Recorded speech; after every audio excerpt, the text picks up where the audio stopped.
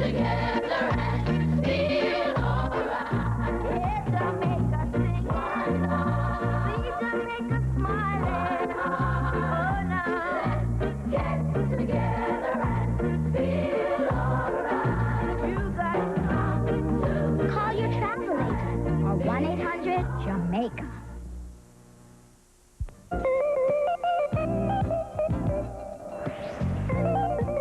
Now, for the answer to our geography question. The highest peak in North America is located in the south-central part of Alaska.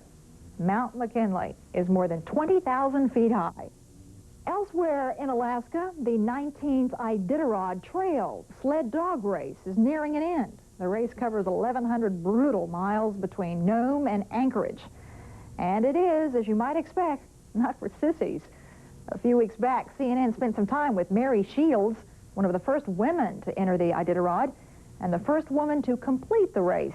And we take you now to Fairbanks, Alaska, for a look at Mary Shields and her canine friends.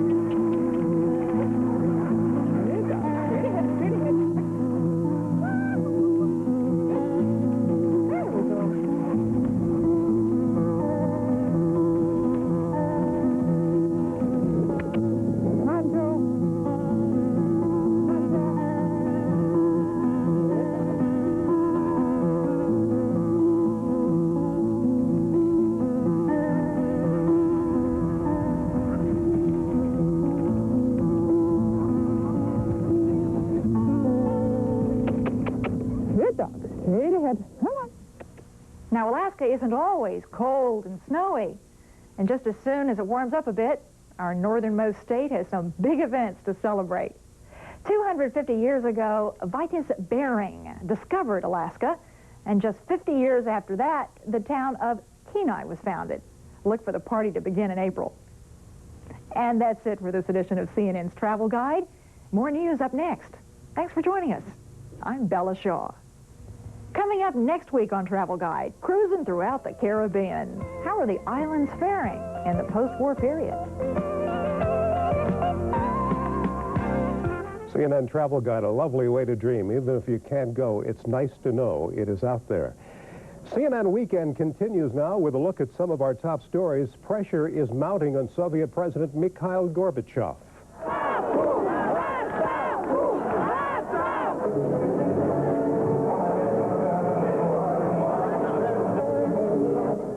Hundreds of thousands of protesters reportedly rallied today in Moscow, demanding that Mr. Gorbachev resign. There were reports of demonstrations in several other Soviet cities as well. A week from today, the Soviets are to vote on Mr. Gorbachev's Union Party.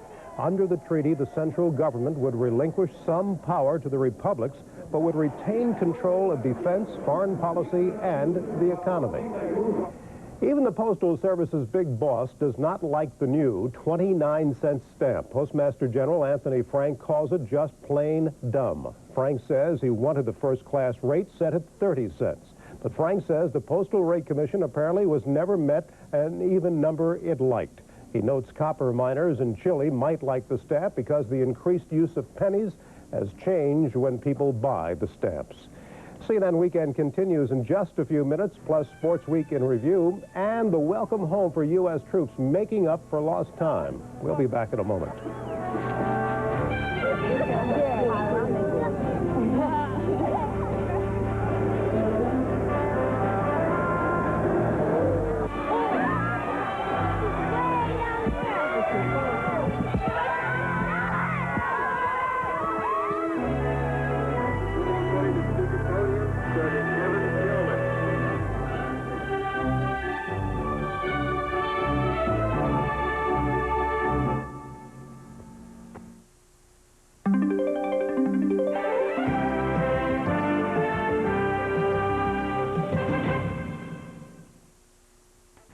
cut your energy costs up to 30% and keep burglars out of your home at the same time. Now you can with a revolutionary European rolling shutter made of top-quality aluminum slats with a durable plastic coating and insulating foam and a hollow inside. Quality is guaranteed as they're installed on the outside of your home while you operate them from the inside. European rolling shutters lock out burglars, heat, cold, wind, light, and noise while they lock in your home's lasting value. Call today for an appointment, 408-629-3740. European rolling shutters. They're what you've been looking for. Showtime. Try us on for size.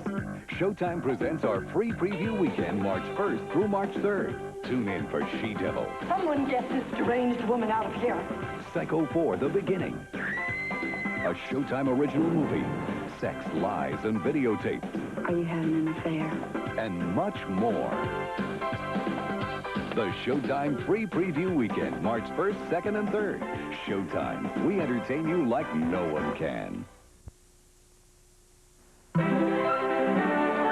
This is CNN.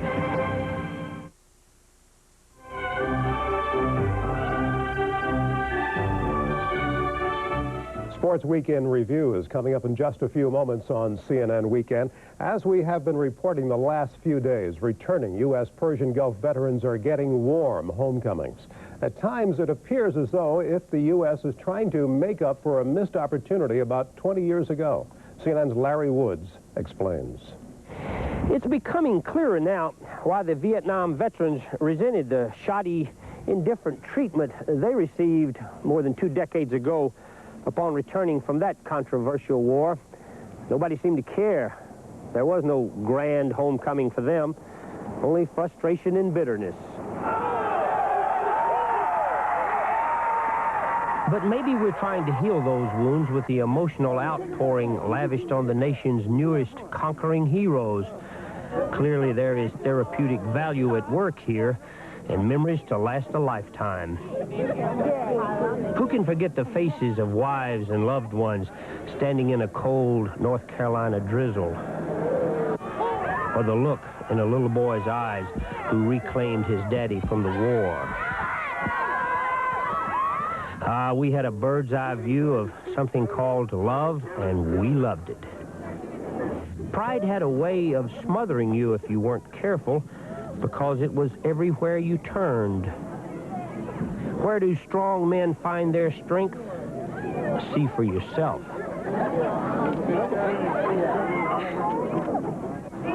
Alone in a crowd, that's the ticket. It's a place where lovers can spin out of delicious control. And now that the Persian Gulf War is behind them, young warriors like Travis Komar will opt for some long-awaited privacy. I'm sorry, when you live with the same 500 guys for 7 months, you're like, they snore, or their feet stink, or I can't stand them any longer. And they say the same thing about yourself, so it's like, we're all going to have a lot of elbow space for a while here. So many memories, so many more to follow.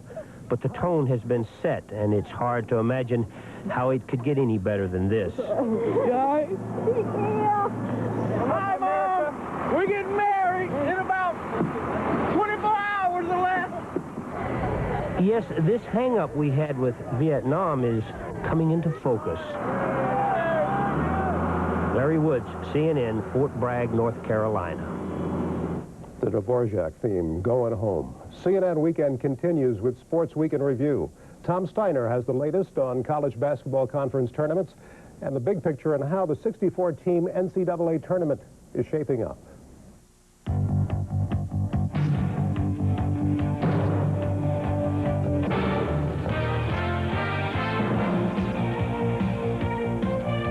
Sports Weekend Review is ready to hoop it up. All the way down the dial, we'll tune you into the long shots, big flops, and inside stuff as tourney time kicks into high gear. In the pros, the Lakers hit the road and get run over. On the ice, Brett Hall stays in tune to keep the Blues singing. The Bucks aren't singing We Are Family, while the Straw stirs the Dodgers against his old mates. And King courts the NBA. Hair-raising stuff next. Hello and welcome to the show. Glad you could join us. I'm Tom Steiner. College basketball's postseason party is in full swing, and the team everybody's been gunning for stayed on course to become the first undefeated team in 15 years. The last team to beat UNLV tried to duplicate the feat in last night's Big West Conference semifinal. But UC Santa Barbara was never in this one. The top-ranked Runnin' Rebels combined all phases of the game, and their never-let-up attack produced win number 29 of the season. Jerry Pim's Gauchos beat the Rebels last February, but his team fell behind early, never recovered. Vegas, no shortage of athletic ability. The dunk by Larry Johnson, Anderson Hunt ahead of the field, and from out of nowhere, it's George Ackles throwing it down, and the Rebels' interior defense was overwhelming as well. Stacy Augment, the block. George Ackles can dunk, he can reject as well, and Pim was just frustrated all night. His team fell behind at one point by 36. The precision passing Hunt threads the needle. The bullet pass to George Ackles, and it's all smiles as the Rebels win their 40th straight. Another day at the office for Tark's team, 95-67. They will play Fresno State in this afternoon's Big West Championship. A wild, wild whack finale in Laramie, BYU, and Utah going overtime for the second time in a week. Walter Watts, the Ute big man, hits the bucket. He got fouled. Could have won it with a free throw, but misses. So they go to overtime, tied at 44. 5 seconds to go in OT. A chance for Utah to tie. Wide open is Tyrone Tate underneath, but he blows the layup and follow at the buzzer. So the Cougars are NCAA tournament bound, 51-49 in OT. Tough times for Mr. Tate. Thrilling finish in the Metro Final. Florida State and Louisville fighting for the trophy. Perennial Metro champions got it going early. Their best player, LaBradford Smith of the Cardinals, hangs, hits, and was fouled. LaBradford with 20 in the first half. The Cardinals built an 11-point halftime lead. But FSU storms back from a 20-point deficit. That's Charlie Ward with an NBA-type three-pointer. It's good. The Seminoles are up for good as they score the last 12 points of the game. They're headed to the NCAAs as Metro Conference champions, 76-69. Cardinals finish 14-16, their first losing season in 48 years. And upset was the buzzword across the country this week as many of the tournament's top seeds flopped. Ron Hyde tells us who the big postseason winners and losers were in this report.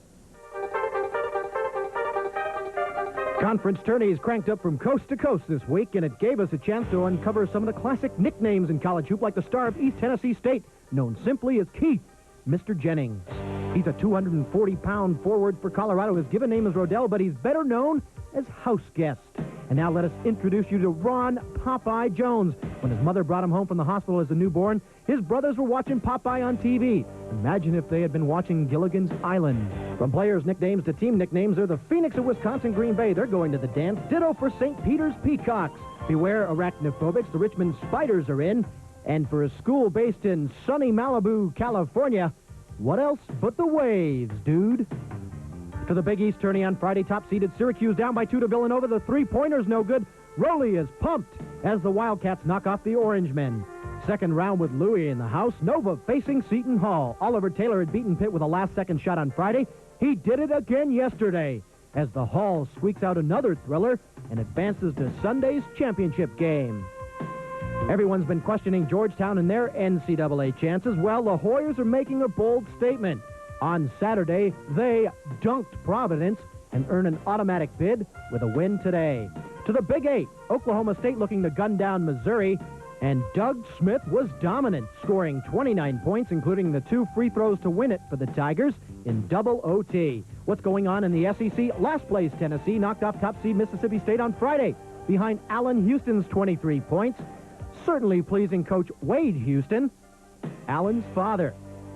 The Volunteers continued their improbable run again yesterday, knocking off Georgia. Houston with 26 against the Bulldogs. The 12-21 Vols face Alabama in today's championship game. 23 of the 64 tournament teams are set. Headlining the Arizona Wildcats. They clinched the Pac-10 regular season title. And how about the Georgia State Crimson Panthers making their first ever appearance? They were a surprising winner of the Trans-America Athletic Conference Tournament. Ohio State's clinched the Big Ten. The Buckeyes are hoping for a #1 seed. Penn State makes the tournament for the first time since 1965. And the rest of the field will be filled out later this evening after all the conference tournaments are completed. For Sports Week in Review, I'm Ron Hyde. Thank you, Ron. We don't want to slight the men who get paid to play this game. So on the way, we've got all the highs and lows from the NBA. And just a couple of weeks ago, the LA Lakers looked unbeatable, but they've been out of sync lately and have lost some of the magic. Back with the Lakers' recent woes, but first, a look at the rest of yesterday's scores on a roll.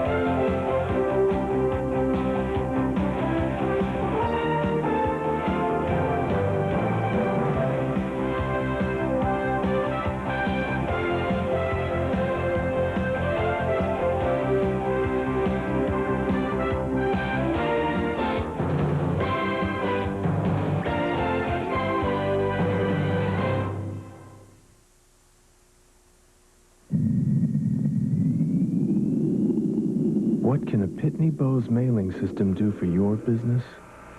Watch this.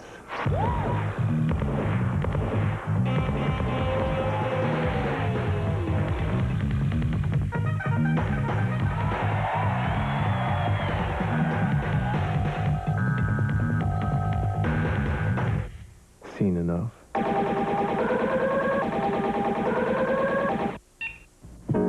Call me irresponsible. Just because the other guy is on the road doesn't mean his mind is. So the superb traction of the Subaru Legacy with four-wheel drive and anti-lock brakes can be quite a comfort. Since the next guy is capable of almost anything, shouldn't the same be true of your next car? Factory-to-dealer cash could mean great savings to you during the Subaru Spring Value Days. For your next vacation, visit another world. A world that grabs your imagination and never lets go. This is Walt Disney World with Epcot Center. Magnificent resorts. The Magic Kingdom and the Disney MGM Studios theme park.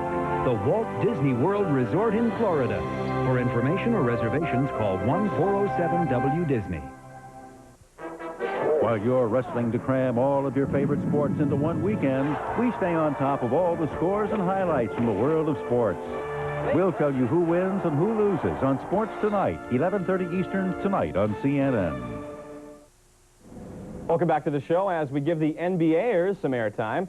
The LA Lakers have not been feeling too well of late, suffering through their longest losing streak of the season. And their best player had a stomach ache last night, but Magic's queasy stomach didn't seem to affect his play. He was the one making the Bullets feel sick. This one played outside of our nation's capital. Magic and company shot holes through the Bullets defense to end a 3-game skid. Magic carried the offensive load, 25 points, 10 in the first quarter. The hook, the jumper, and the three-pointer. The Lakers built a 10-point halftime lead. Washington went cold down the stretch. No field goals in the last 7 minutes. Hayward Workman tries for the tie. The three-pointer, no good. Michael Thompson, long down-court pass to Tony Smith. The hoop, the foul. Lakers never looked back. 87-72. The Bullets' ninth straight loss. Well, although they ended their longest losing streak of the season, the week was not kind to the Lakers, who started their 5-game road trip with back-to-back losses in the Heartland. Meanwhile, the Hawks saw their long Omni-winning streak snapped by the NBA's streak breakers, while Michael Jordan helped keep Chicago's record home streak intact. Vanderbilt Wright has details. This Week in Review tips off with Indiana trying to make it 2 straight against the Celtics. A wild shot drops in for Vern Fleming, but not enough for Bob Hill and company, as slam dunk champion D. Brown showed he can score in other ways, too, to help the Celtics into the win column. Tuesday at the Target Center, the Minnesota Timberwolves did something they've never done before. Beat the Lakers. Tony Campbell's 25 points helped the T-Wolves stop Los Angeles. At the Boston Garden, Larry Bird dished out 13 assists as the Celtics spoiled the Heat's bid for a franchise record-winning streak. In Landover, Bernard King scored 50 points yet again, but not enough because the Jazz still beat the Bullets. At the Palace, Trent Tucker did it again as he brought new meaning to the fall-away game-winning J. The Knicks made it 6 wins in 7 tries by beating the world champions. Thursday at the Omni, Tom Chambers nailed the game-winning jumper in the final second to bring an end to the season's longest home-winning streak. The consolation for Atlanta was that they did join some rather impressive company as the latest victim of those streak busters from Phoenix. At the Bradley Center, Magic uncharacteristically bounced the ball off his knee, and the Bucks took advantage and handed the Lakers their 3rd straight loss. It was also the 2nd straight game that Mike Dunleavy's team had never led in the contest. And Friday, the Bulls picked up their 1,000th franchise victory as Michael rocked the rims for 37 points. For Sports Week in Review, I'm Van Earl Wright. Still to come, we've got some fire on ice for you. The St. Louis Blues have the best record in the NHL and arguably the game's best player. Blue chipper Brett Hull stays on his offensive binge to bring his team closer to a division title. The pucks will be flying when we come back, so stay with us. Call me irresponsible. Just because the other guy is on the road doesn't mean his mind is. So the superb traction of the Subaru Legacy with four-wheel drive and anti-lock brakes can be quite a comfort. Since the next guy is capable of almost anything, shouldn't the same be true of your next car?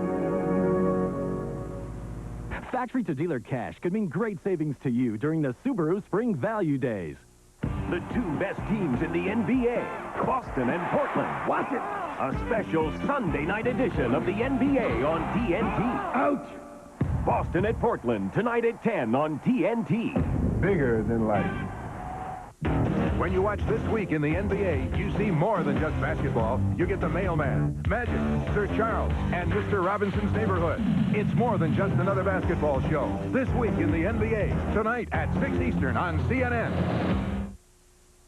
Welcome back as we lace up the skates for a quick glide through the NHL. The LA Kings have been in the league now for over 20 years. They've never won a division title, but that could all change this year with Wayne Gretzky leading the way. Kings are closing in on the Smythe Division crown. They're nursing a 1-point lead over sizzling Calgary with just 11 games left to play. And the schedule makers were kind to LA last night with a stop in Quebec to face the league low Nordiques, and the fat lady was singing early. It failed to distract the visitors. Here, Tony Granato racing along the boards. The puck deflects in front. Somehow, Wayne Gretzky gets a stick on it, but the NHL leading score comes up dry. But Tom Webster wasn't at all too concerned. His team in complete control. Gretzky, a couple of assists, including right here to Tony Granato, who stays on his binge, extends his scoring streak to 15 with a goal. 3-0 LA wins it. Kelly Rudy with 21 saves for his first shutout since March of '89. And the week in the NHL saw New Jersey fire coach John Cunniff and bring back Tom McPhee, who guided the Devils in the early '80s. There was also a flurry of activity as the NHL trading deadline passed on Tuesday. 15 deals in all involving some 39 players. And the Montreal Canadiens welcomed back their all-star goalie, Patrick Roy. He returned to the ice for the first time since injuring an ankle in late January. Patrick Roy made 36 saves, but he didn't get much help from his teammates. Tied it 2 in overtime, Rick Natras unloads a blue line special to give the Flames their dramatic win at the Saddledome. Off the ice, the Penguins and Whalers completed a 6-player deal on Monday night. Hartford loses some experience but gains years and 31-goal scorer John Cullen. In Ron Francis, Pittsburgh gets an experienced yet underrated talent who will back up Lemieux and should fit in nicely in the Pens' explosive attack. A day later, the league-leading Blues beat the trading deadline, completing a mega swap with Vancouver. The Canucks get a couple of defensemen and a pair of forwards, including Jeff Courtnall. St. Louis is hoping finesse center Dan Quinn and rugged defenseman Garth Butcher help lead them to its first Stanley Cup. In the meantime, the Blues continue to light up the scoreboard. Brett Hall rang up a couple of more goals in a win at Hartford. He's now scored against every team in the league this season. On Wednesday, Patrick Roy came up big in Chicago with 49 saves, including 3 good ones in the closing minute. He got help this time from Stéphane Richer. At the right spot at the right time on his way to the hat trick. Thursday, Wayne Gretzky led his first-place Kings into Pittsburgh for a meeting with Mario and company. Great one with a nice move. The blast, his 38th of the season, but it wasn't quite enough. Lemieux set up a couple of goals. His shot is stopped, but there's Bob Airey at the doorstep to jam it back in. The Pens win their 11th straight at home. Buffalo fans have watched their team come up dry in the last 11 home games. Friday, the visiting Blackhawks won for the first time in 6 road games. Jeremy Roenick carried the offense with a pair of goals in a 3-minute span of the second. Makes the nifty move in front as the Hawks inch closer to St. Louis in the north. Lots more on the way, including our spring training notes. And a little bit later on, a visit with Don King, who has more than boxing on his mind these days. King's got basketball's Benoit Benjamin on the brain and a philosophical message for those big men trying to stop the super-rich Sonic. You must take the 2x4 out of your eye before you can take the Splendor out of the other guy's eye. Benoit is on the move. So watch him and check him out. And all the rest of the players, look and see. What you see is what you get. Take it like you find it and leave it like it is.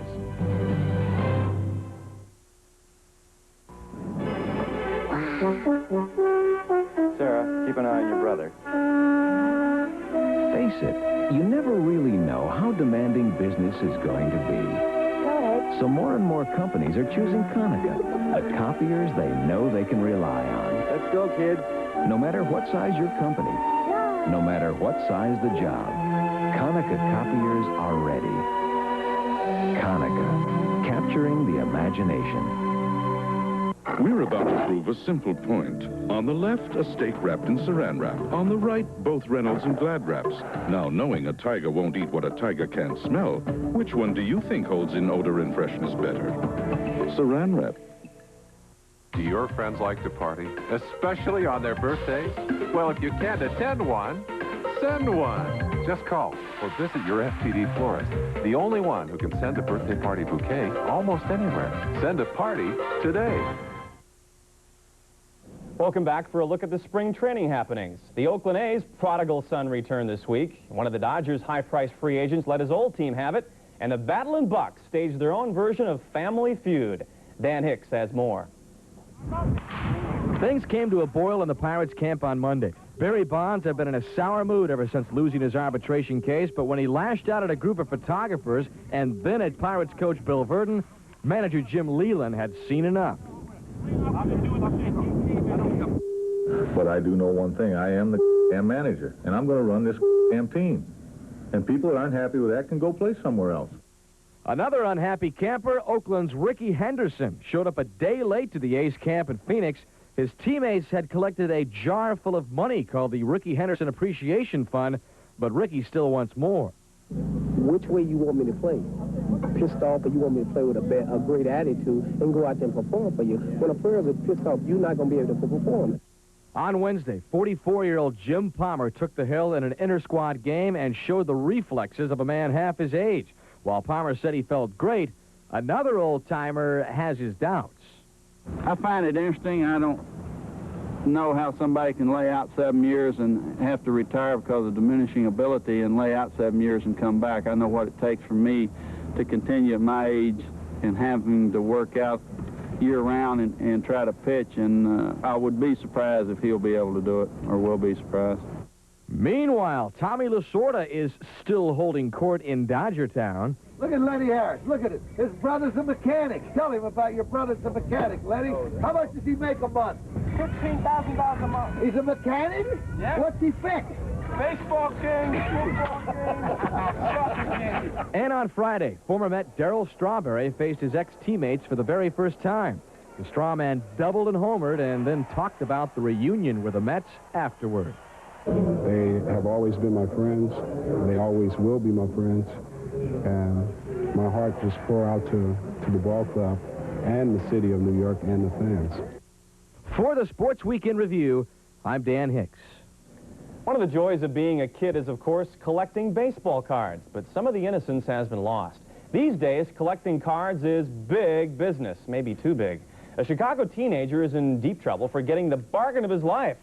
The kid bought this Koosman Ryan rookie card, not for the $1,200 asking price, but for a measly $12 after a store clerk misread the price tag.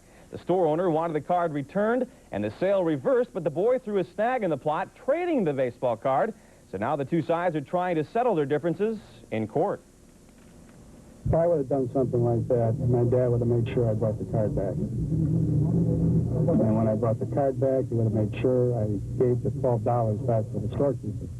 And then he would have taken care of my rear end for me. He had a right to not only own, but trade the card right from day one. That's why boys buy baseball cards.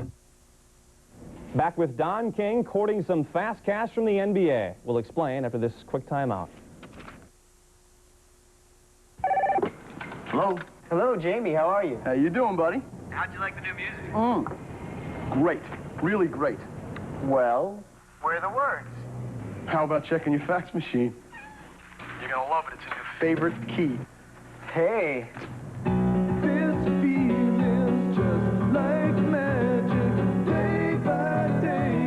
Dex Facsimile, one of a wide range of business communication solutions from Fujitsu, the global computer and communications company. We're about to prove a simple point. On the left, a steak wrapped in saran wrap. On the right, both Reynolds and Glad wraps.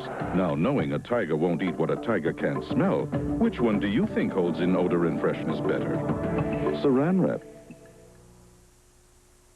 The Hartford Whalers are a sub-500 team struggling through one of their worst stretches of the season. Whalers winger Pat Verbeek was heard saying last week that the city of Hartford didn't deserve an NHL team. Well, maybe Verbeek was right. That, and a salute to the lesser-known teams on their way to the NCAA tournament, make up this week's In the Spotlight.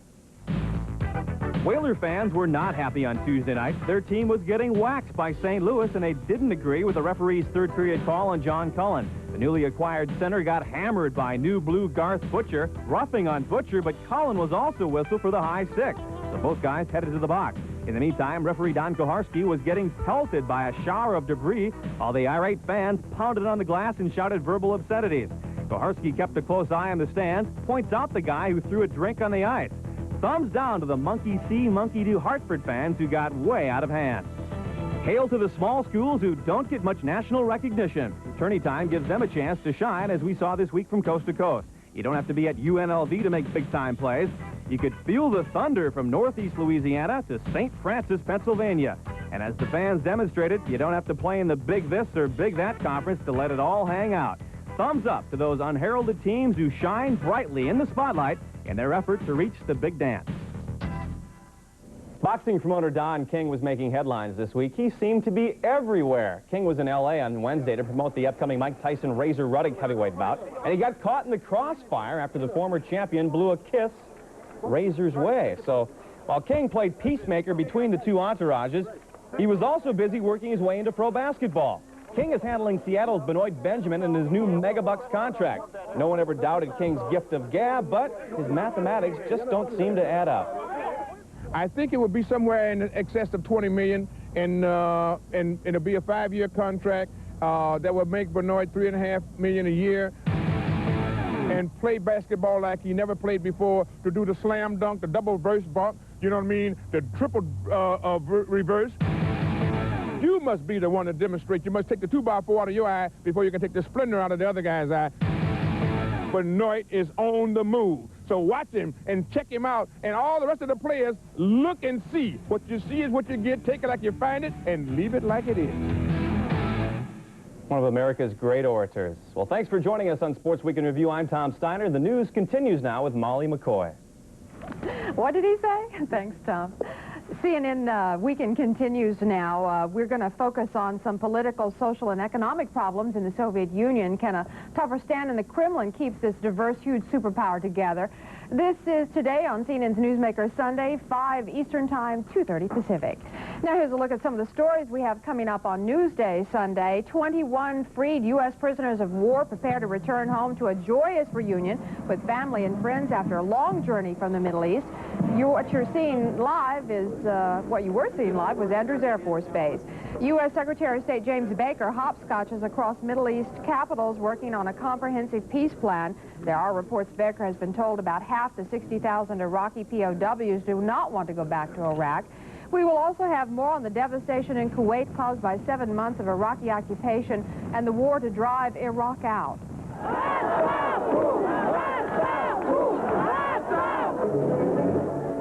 An estimated 500,000 pro-democracy demonstrators rally in Moscow. The chant, "Resign, resign," reverberated off the walls of the Kremlin as citizens called for the ouster of President Mikhail Gorbachev and other Communist Party leaders. Those stories and more are coming up next on Newsday Sunday.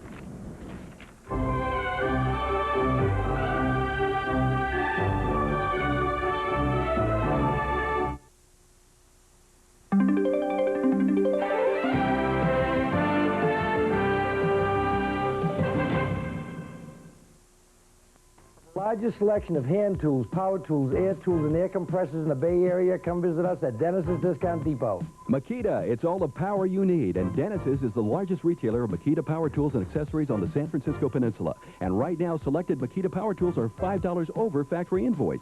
You heard right. Selected Makita power tools are just $5 over factory invoice. Where? At Dennis's Discount Depot, 1200 and 1224 El Camino Real in San Carlos. Open 7 days a week till 8. Comes to international furniture value. No one beats Scandinavian Designs. This complete bedroom, all 5 pieces, only $299. Complete 95-inch teak wall unit on sale, $299. TV carts, only $59. Scandinavian Designs has it all in stock, ready to take home. Italian glass dinettes, the complete set, $699. Leather recliners, $299. Save $200 on this elegant Italian leather sofa and love seat. Step into Scandinavian Designs and take home the world for less.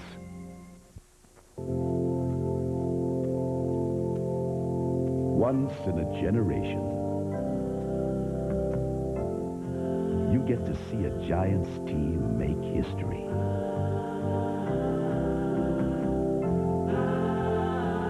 Guess what? It's your turn. Let's play ball. Season tickets start at only $100. So what are you waiting for?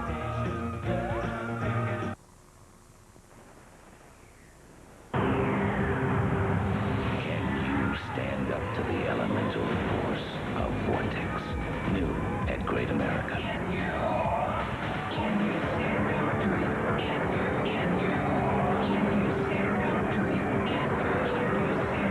Vortex at Great America. Go ride it.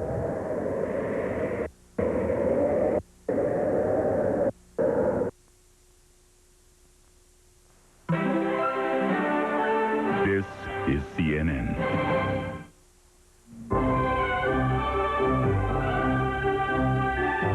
Our news continues. This is Newsday Sunday. I'm Dave Michael. Hello, everyone. I'm Molly McCoy. The red carpet treatment is out for 21 U.S. former prisoners of war. The group is arriving at Andrews Air Force Base in Maryland. CNN's John Holloman is there. John? Molly, good morning or good afternoon. The plane is right on time. The military told us it would be here at noon, and as you can see, it is noon at this instant. A giant yellow ribbon at the front door of this plane. And it touched down actually about 10 minutes ago and stopped down at one end of the runway where a beautiful American flag was placed on top. We'll be back with more after these messages.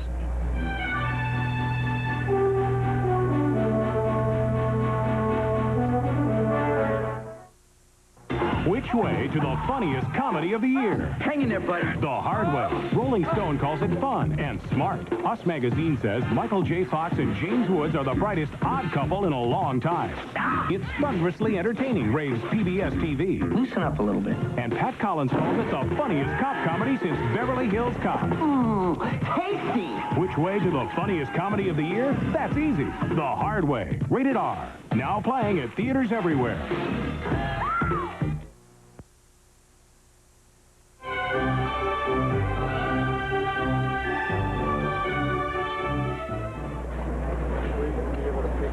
Well, this is a momentous occasion at Andrews Air Force Base. It's John Holloman here, where the 20 former prisoners of war and missing in action people from the Gulf War are about to come down the steps, the red carpeted steps at Andrews Air Force Base, shake hands with the Secretary of Defense, Dick Cheney, and his wife, Lynn, the Chairman of the Joint Chiefs of Staff, General Colin Powell, his wife, Alma. A very small greeting committee right here at the base of the steps of this airplane. Here they come. W. Everly, United States Air Force. The POWs will be announced, the former prisoners will be announced one by one. This is Colonel David Everly of the Air Force, a 43-year-old. Major Thomas E. Griffith, United States Air Force. They're coming down by service and in order. Major Thomas Lieutenant Griffith. Colonel Clifford Ackery, United States Marine Corps. Chief Warrant Officer 4, Guy Hunter, United States Marine Corps. Lieutenant Colonel Jeffrey D. Fox, United States Air Force. Major Joseph Small, United States Marine Corps. Major Rhonda Cornum, United States Army. Staff Sergeant Daniel Stamaris, United States Army. Okay, we're at 86. Let's go.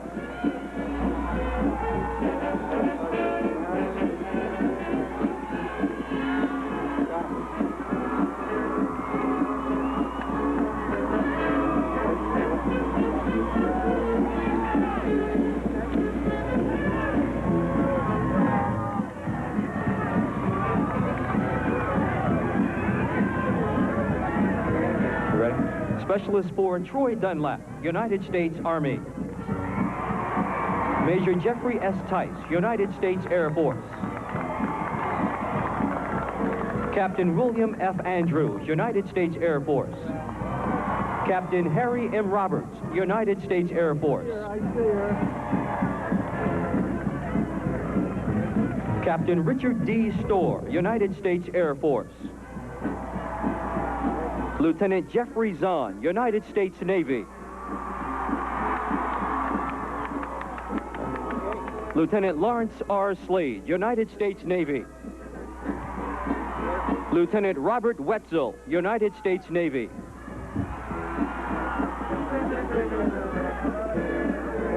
Captain Michael C. Berryman, United States Marine Corps. Captain Russell Sanborn, United States Marine Corps. First Lieutenant Robert J. Sweet, United States Navy. Specialist 4, David Lockett, United States Army.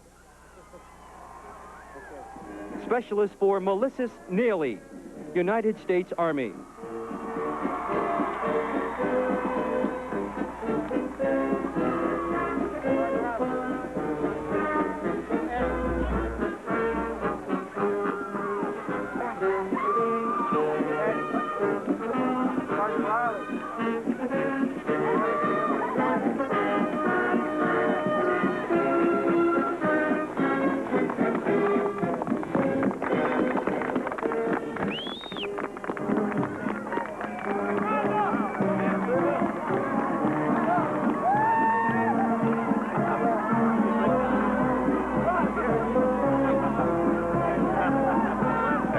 We'll also hear from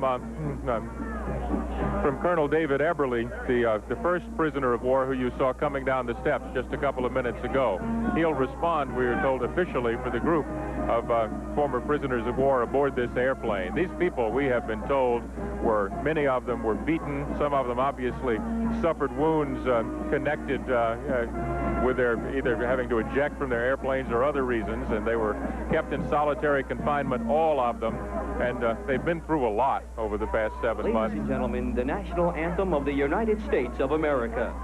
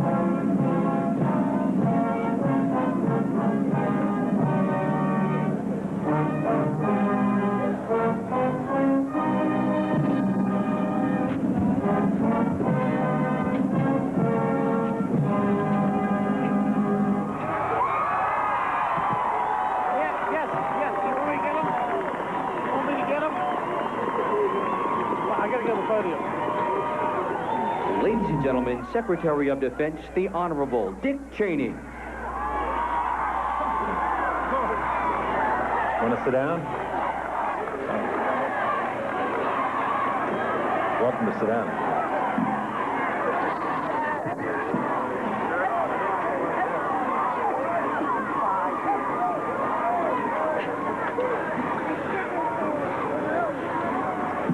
Welcome home.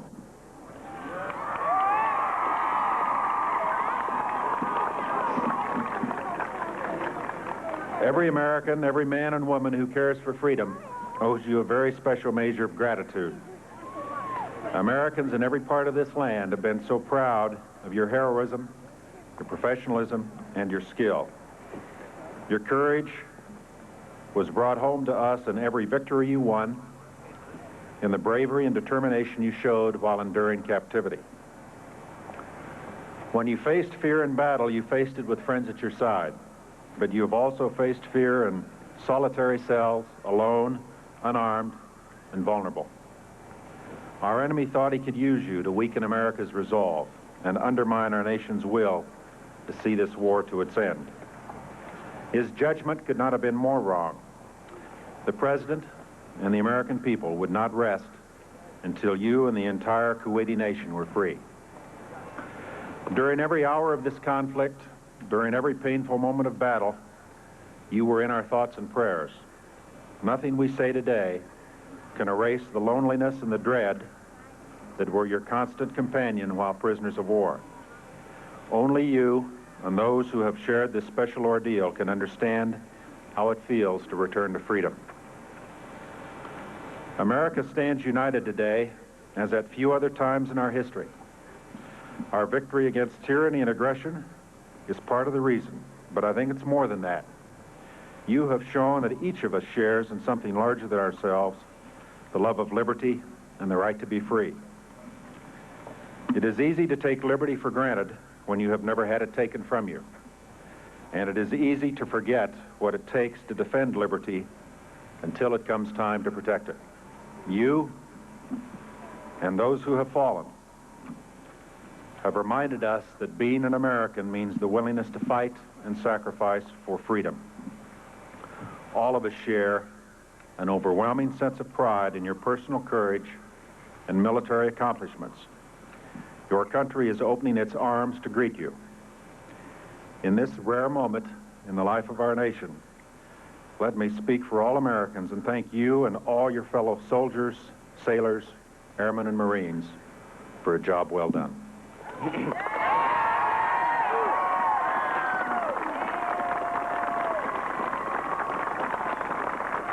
Would be speaking Secretary Cheney now. Here's Ladies Colonel and David gentlemen, Eberly, Colonel David W. Eberly, who was captured the 22nd of January. Secretary Cheney, General Powell, families and friends both here and around the world.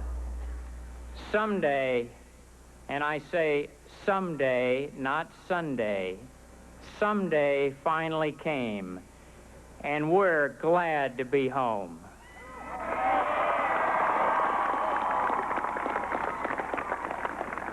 God saved us, our families' love and your prayers sustained us, and for many of us, the camaraderie of our flying squadrons brought us home to fly again. Sir, I'm proud to report the conduct during captivity of the ladies and gentlemen beside me has been without question. Their sense of honor and duty to country has been beyond reproach. We salute the courageous leadership of President Bush, yourself, and our theater commanders, without which someday would still be a dream in ourselves. To those who served with us in Baghdad, Mohammed, the A-4 pilot from Kuwait, John Martin, a tornado pilot from Italy, Adrian Nichols, David Waddington, and the other Brits. Across the seas, we hope your welcome is as grand as this. I have a few thank yous. First of all, we'd like to thank the International Committee of the Red Cross, Max Weber and his people who met us in Baghdad. The medical staff of the United States ship Mercy, who took us in off the coast of Bahrain for the last few days. And finally, the crew of Freedom 01 who brought us home.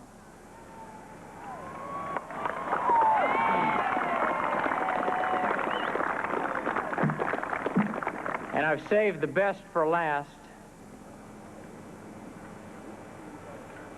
You need to know that those who waited also served. And sir, if you'll excuse us now, we'd have some time to make up with our families. Thank you all very much, and God bless.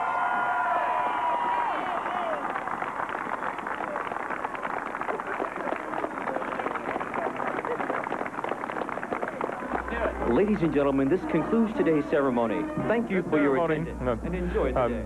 Obviously, it was designed to take not very much time because most of these prisoners of war and other people who were released today have not seen their families in as much as 7 months.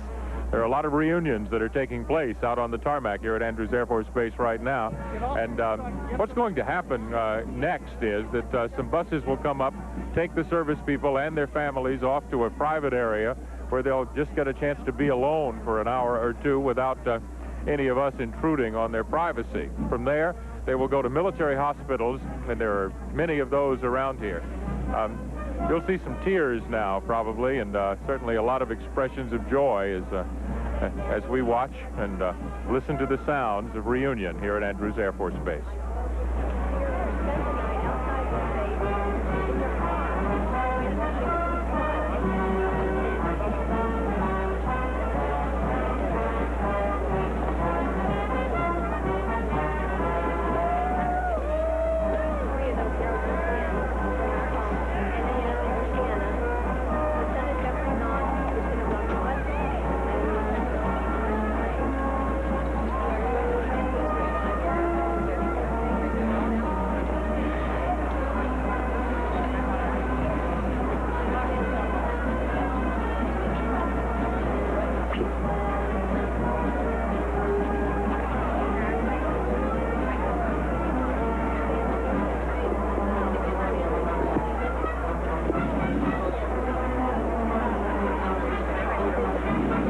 The people that you saw coming down the steps of this Air Force version of the Boeing 707 airplane included all of those released by the Iraqis who were able to come home, except for one. Daniel Stamaris is a 31-year-old staff sergeant, a UH-60 helicopter crewman who is from Fort Rucker, Alabama. He entered the Army in August of 1979. He's from Boise, Idaho. He was injured to such an extent that he could not travel with the other people who were released today. We are told he'll be coming in on a separate plane much later, and that we won't be allowed to see him, and perhaps because of his condition, we wouldn't want to see him at this point.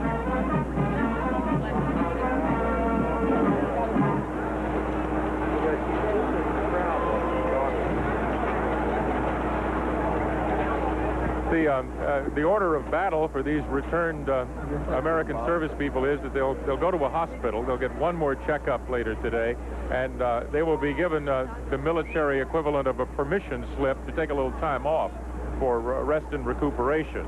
The reason, in fact, we're told that they all came to Andrews Air Force Base in Washington is because the major military hospitals for all the services are located here, and it was much easier for these people to go to their major medical facility here and get that permission slip to go and take some time off and be with their families and try to get over the horrors that have happened to them. One more thing that is that's going to occur probably today, and if not today, certainly tomorrow, another debriefing, another round of debriefings from intelligence people and the intelligence services of the various military organizations that they belong to in an effort to find out more about what it was like for them.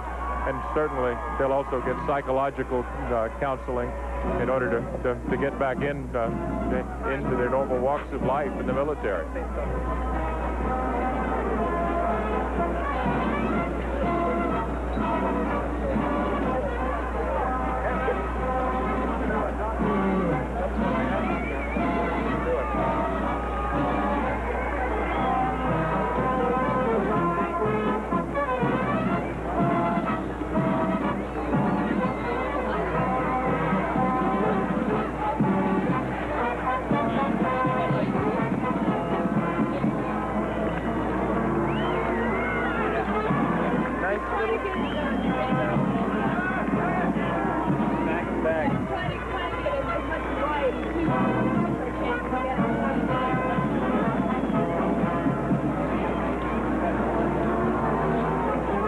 One of the things that Colonel David Eberly mentioned was that the flight back to the United States from the Gulf region was on an airplane that they called Freedom 01.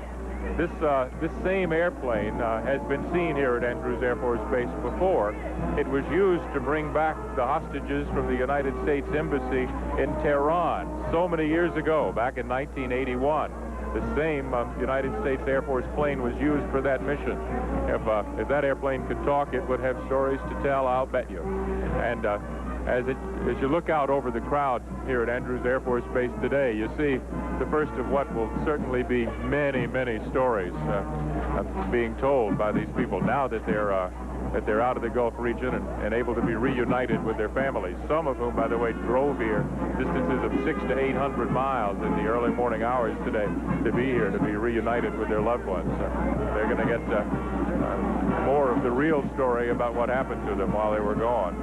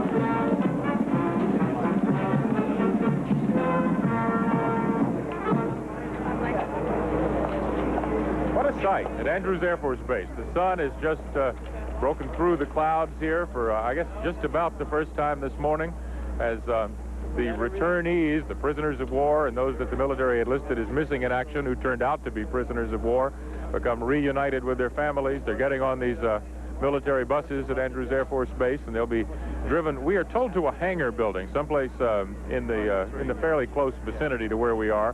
But I will promise you our cameras will not intrude on their privacy and what they'll be doing for the next several hours. The Air Force says it's a decompression time, and that's what they'll be taking for the next few hours. That's what we'll be doing as well. It's John Holloman, CNN Live at Andrews Air Force Base. The news continues in a moment.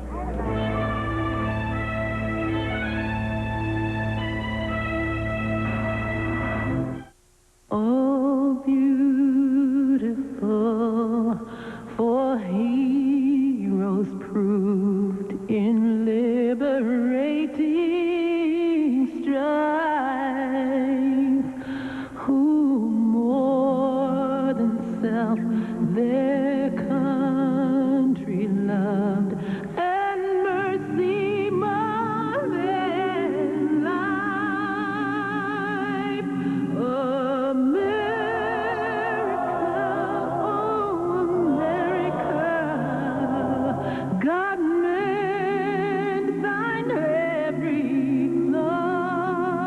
Right now, there are nearly 4 million men and women on active and reserve duty in the U.S. Armed Forces around the world. We'd like to take this opportunity to say thanks to each of them.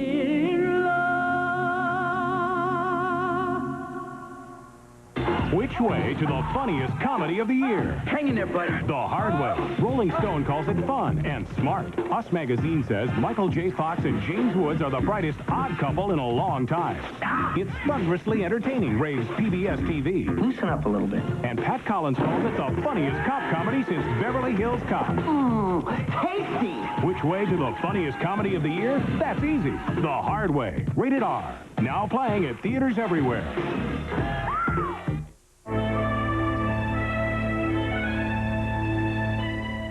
Newsday Sunday continues. A look at other news. They let Mikhail Gorbachev out and Boris Yeltsin in. A crowd estimated at 500,000 today staged what is thought to be the largest anti-government demonstration in the Soviet Union since communists took power 73 years ago.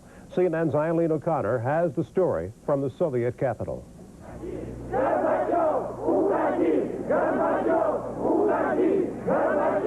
Shouting, "Get out, Gorbachev," hundreds of thousands of people marched to the gates of the Kremlin, demanding the resignation of the very men who first gave them this right to speak out. It is no coincidence there have been more of these massive demonstrations in the last few weeks. With more constraints on the media and liberal forces in disarray, the Forum for Democratic Reform has moved from Parliament into the streets. And the people are focusing on two personalities, Boris Yeltsin and Mikhail Gorbachev, which may be confusing the issue. It's not the battle between them, it's the battle between the systems. You should choose what kind of system you stand for. The democratic system or a little bit democratized totalitarian system. Although pro-democracy reformers want a Soviet Union of sovereign republics, they are advising supporters to vote no in next week's referendum on whether to have a union or not. They say it is a trick question. If they say yes for the union, it will be a yes for the president's policies, and this will be a mandate for him to crush the opposition.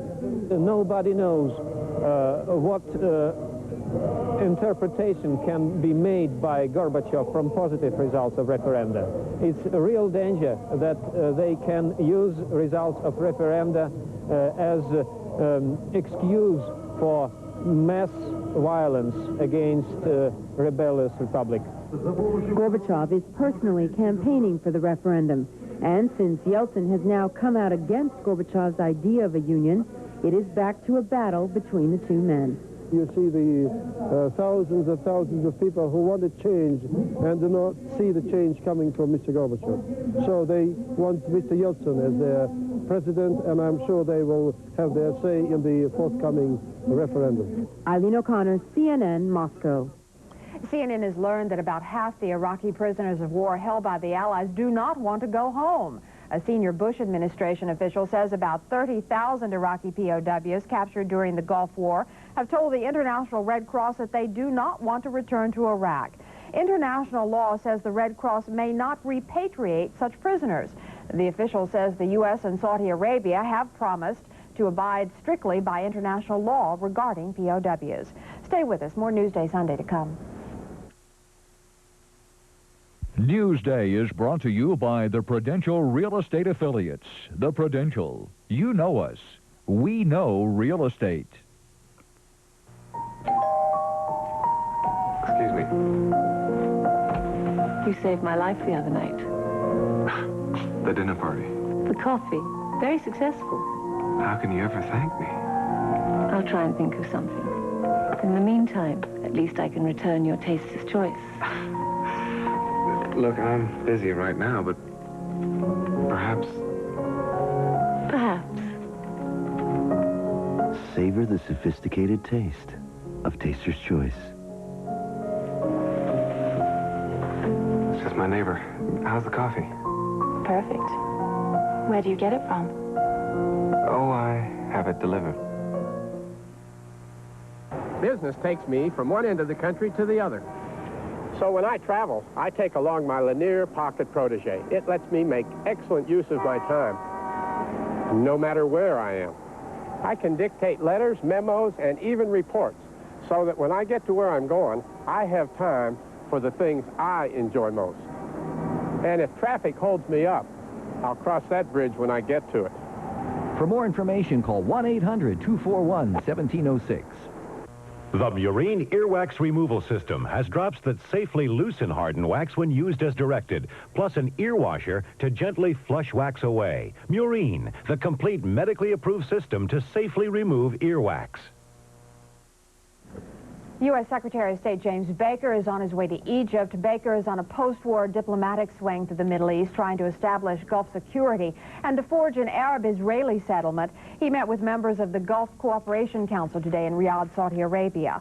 On the eve of Baker's visit to Israel, 4 women were stabbed in Jerusalem. Police say an Arab man attacked the women, killing 3 and seriously wounding the 4th before he was shot and captured. Jerusalem police commander said the incident was definitely a terrorist nationalist attack. The Bush administration is ready to begin bombing Iraq again if Baghdad uses poison gas on anti-government insurgents. Plans to restrike were drawn up, officials say, after U.S. intelligence reported that Iraq's high command authorized using chemical weapons against rebels in 2 Shiite Muslim holy cities. Senior Iraqi diplomats have been warned that the U.S. will not tolerate chemical attacks on Iraqi citizens. Iraq denies plans to use chemical weapons, but the U.S. and its Gulf War allies say intelligence reports belie that claim. But Pentagon officials do not believe Iraqi opposition claims that chemical weapons have already started. Science and Technology Week is coming up, but first, as CNN Weekend continues, the Gulf War is coming to the walls of art galleries near you. A report is just ahead. We'll have more news as we continue CNN Weekend.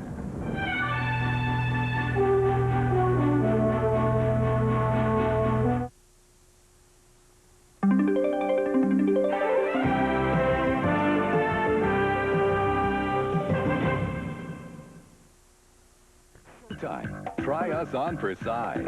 Showtime presents our free preview weekend, March 1st through March 3rd. Tune in for She-Devil, Someone get this deranged woman out of here. Psycho 4: The Beginning, a Showtime original movie, Sex, Lies, and Videotape, Are you having an affair? and much more. The Showtime free preview weekend, March 1st, 2nd, and 3rd. Showtime. We entertain you like no one can.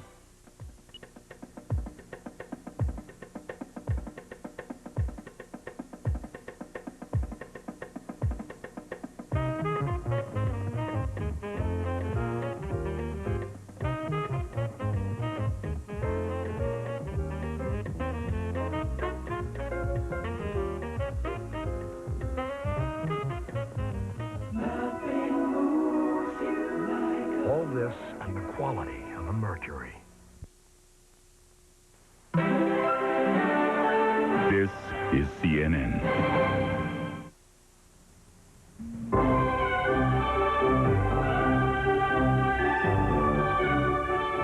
CNN Weekend will continue in a few minutes with Science and Technology Week. But first, let's check our top stories.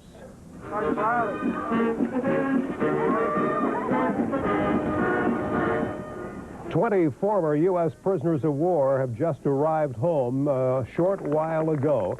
There is one more still to come. He is to be flown in separately. The ceremony at Andrews Air Force Base in Maryland, just outside Washington, ended within the past quarter hour. U.S. Secretary of State James Baker holds 3 days of talks with Gulf officials about the post-war future of the Middle East. Baker also warns Iraq it had better not use chemical weapons to put down the growing rebellion against Saddam Hussein.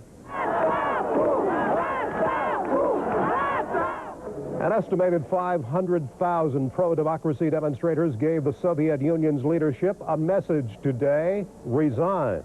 1 week from today, a nationwide referendum could decide the country's future. Now a look at the Persian Gulf War through the eyes of an artist. Here's a report from CNN's Richard Blystone. You've heard the war rhetoric. You've marveled at the war machines. Now see the blood from the dripping brush of cartoonist Ralph Steadman, his addition to war coverage from the Gulf. They sanitize. Those video shots of the bomb site, where you just sort of a puff of what appeared to be smoke, like that. You knew it was a kind of silent scream. Where is the blood and guts? You know, this is a war. There are bombing raids going on. There are people down there. I mean, inside those bomb sites, there must have been people. I had to do something or explode myself. Steadman, who illustrated Dr. Hunter S. Thompson's gonzo journalism classic Fear and Loathing in Las Vegas, has never been to a war. And he experienced the Gulf War, like most people, massively through the filters of the printed page and the square screen. And to those, he added the element that was missing, the blood. Yeah, I always use red. It's an emotive color. It's simply that. Whether it represents blood, danger, life, all these things happening, and there was this constant news coverage. And what does an artist do at a time like that? The only thing you can do is respond to it. And I guess in a way, like a soldier in the field, sometimes they don't have time to think, they simply respond.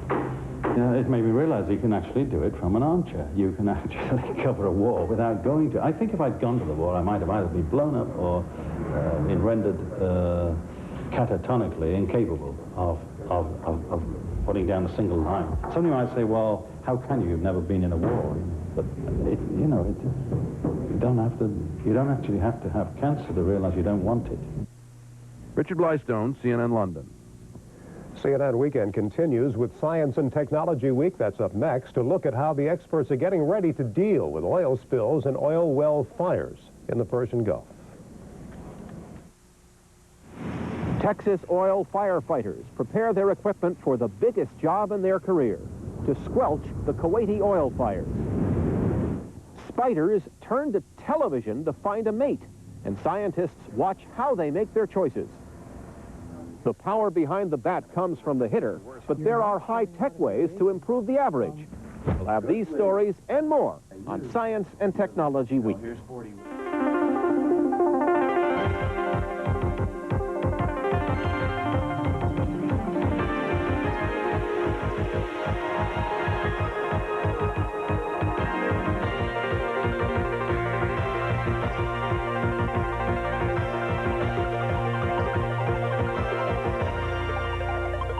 CNN presents Science and Technology Week with CNN science correspondent Mark Levinson.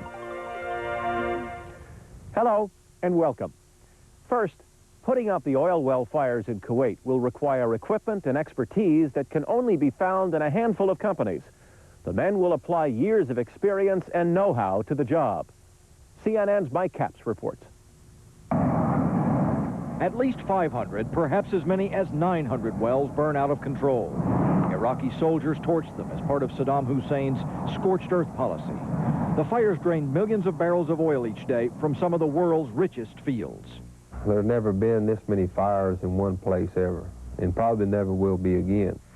Representatives from 4 firefighting companies are in Kuwait, planning manpower and equipment needs. No one believes the job will be easy. Normally what we do around here is we go on a job and we're gone for a week or two or maybe a month. You have time to heal up. This stuff in Kuwait, probably you're going to finish one job and the next day you're going to be starting another one. Firefighters hope to begin battling the blazes within 2 to 3 weeks. The whole job could take up to 2 years. The heat is going to be a big factor. It's over there, it's during the summer months, it's 125, 130 degrees out there in the desert. There's no shade. It's going to be a big challenge just getting water out there. Firefighters also face the danger of battling poisonous hydrogen sulfide gas fires. And they also fear remaining Iraqi landmines. We don't know if all these explosive charges have gone off. And if they haven't, well, then we have live explosive charges there.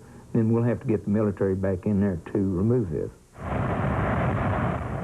Once equipment arrives, engineers run water lines to the burning well site. Water is not used to fight the fire. It cools men and equipment. Once our water is gone, it's like working a heavy, heavy downpour of rain.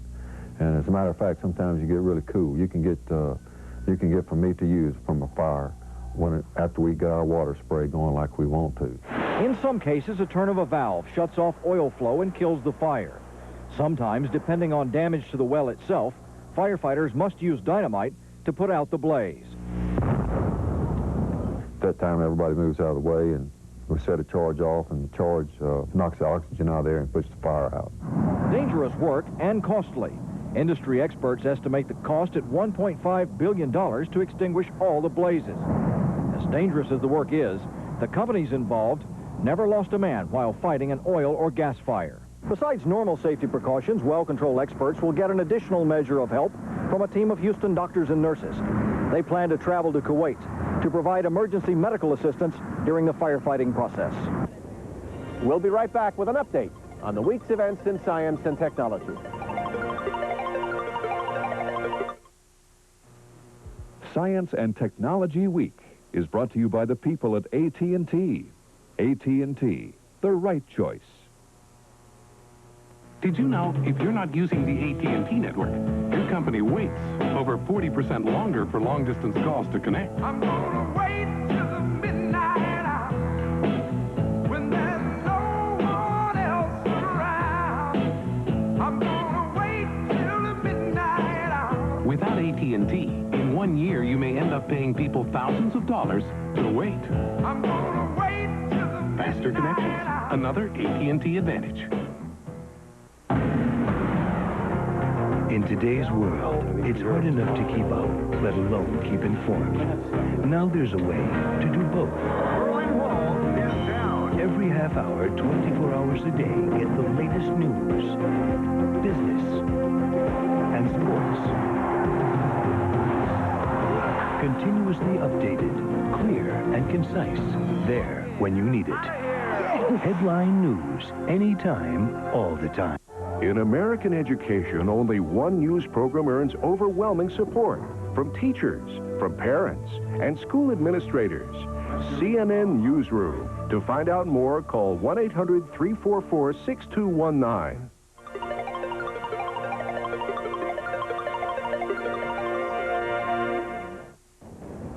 This week brought new developments in science and technology. Here's an update on some of the phenomena making science news. This is a video flight over the surface of Venus. It's computer-generated animation made with images transmitted from the Magellan spacecraft. The video zooms at a speed of 180,000 miles an hour. Deep, long valleys can be seen, along with mountainous volcanoes and several impact craters caused by meteorites. NASA scientists now believe huge lava flows have covered the entire surface of Venus a number of times, smoothing out and covering up many features. Plant and animal life in Alaska's Prince William Sound has bounced back better and faster than originally predicted. That according to scientists who monitored the area for the Exxon Corporation. A study released this week says human cleanup efforts and natural processes have left little evidence of the massive spill caused by the Valdez oil tanker in March of 1989. The scientists also report that there shouldn't be any long-term effects on the waters or wildlife there. But environmentalists disagree with the study's findings, insisting that it did not account for the full range of damage caused by the oil spill. Astronomers have discovered a sudden and unusual glow around Halley's Comet, which is speeding through space over 1 billion miles from the sun. This photo shows the comet surrounded by a cloud that's about 180,000 miles long. The unexpected cloud has made Halley's hundreds of times brighter than it was before. Scientists aren't sure why the dust cloud burst out, but say it could be due to an exploding pocket of gas in the comet. Cost overruns, mechanical failures, and continued risks to astronauts' lives. They've prompted NASA to look beyond the shuttle program and instead to a new era in spaceflight. 2 heavy-lift launch systems have emerged as the rising stars of the U.S. space program.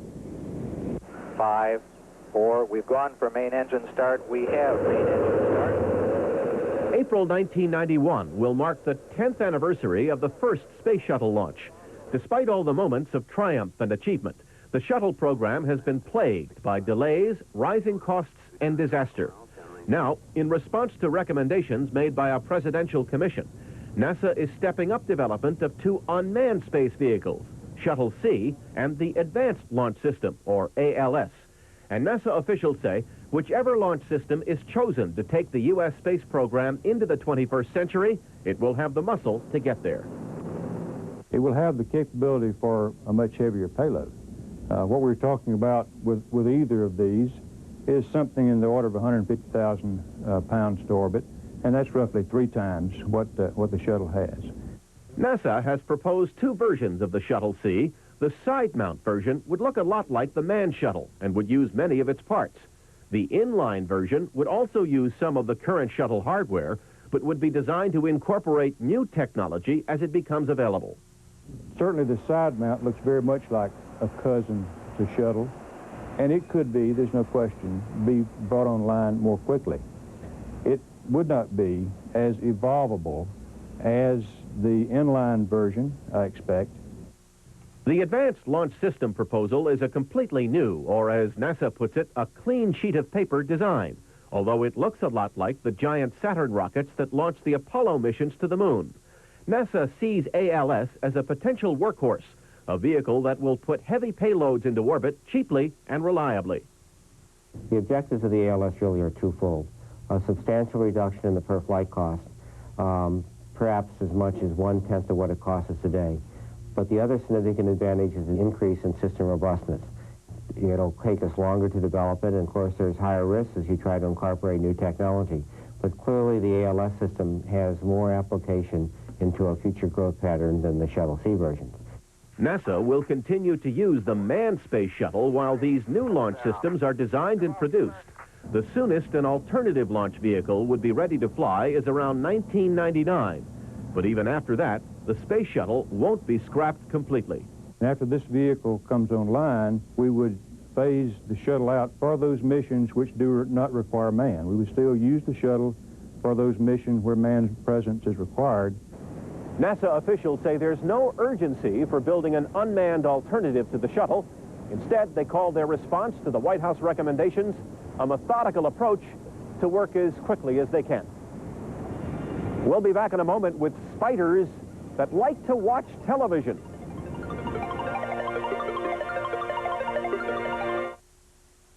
Did you know, if your business doesn't use AT&T 800 service, it takes over 35% longer for your customers' calls to connect.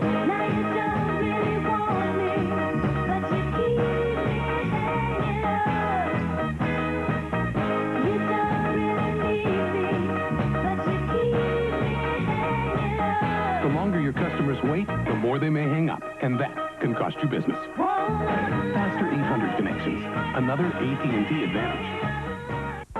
Today on CNN World Report, he claims these reptiles are his children, and he talks to them. Meet the lizard man from Zimbabwe.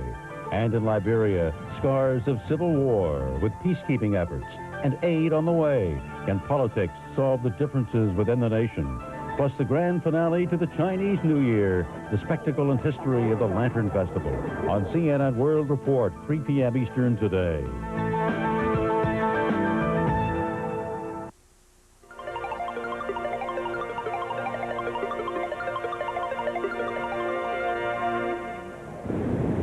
A week-long conference in Southern California has brought experts up to date in developments in the ways to clean up oil spills. That included a close-up look at the latest technology available for the task. CNN's Dan Blackburn reports.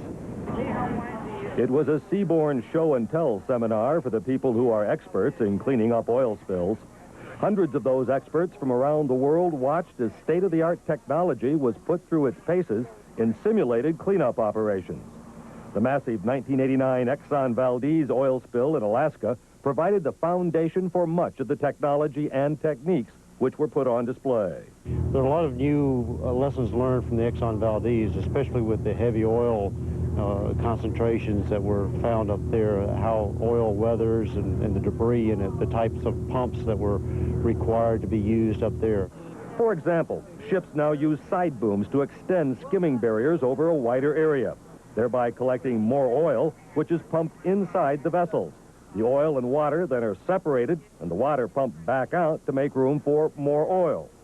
Some of the technology on display here already has been put to work on cleanup operations in the Persian Gulf, and more is on the way.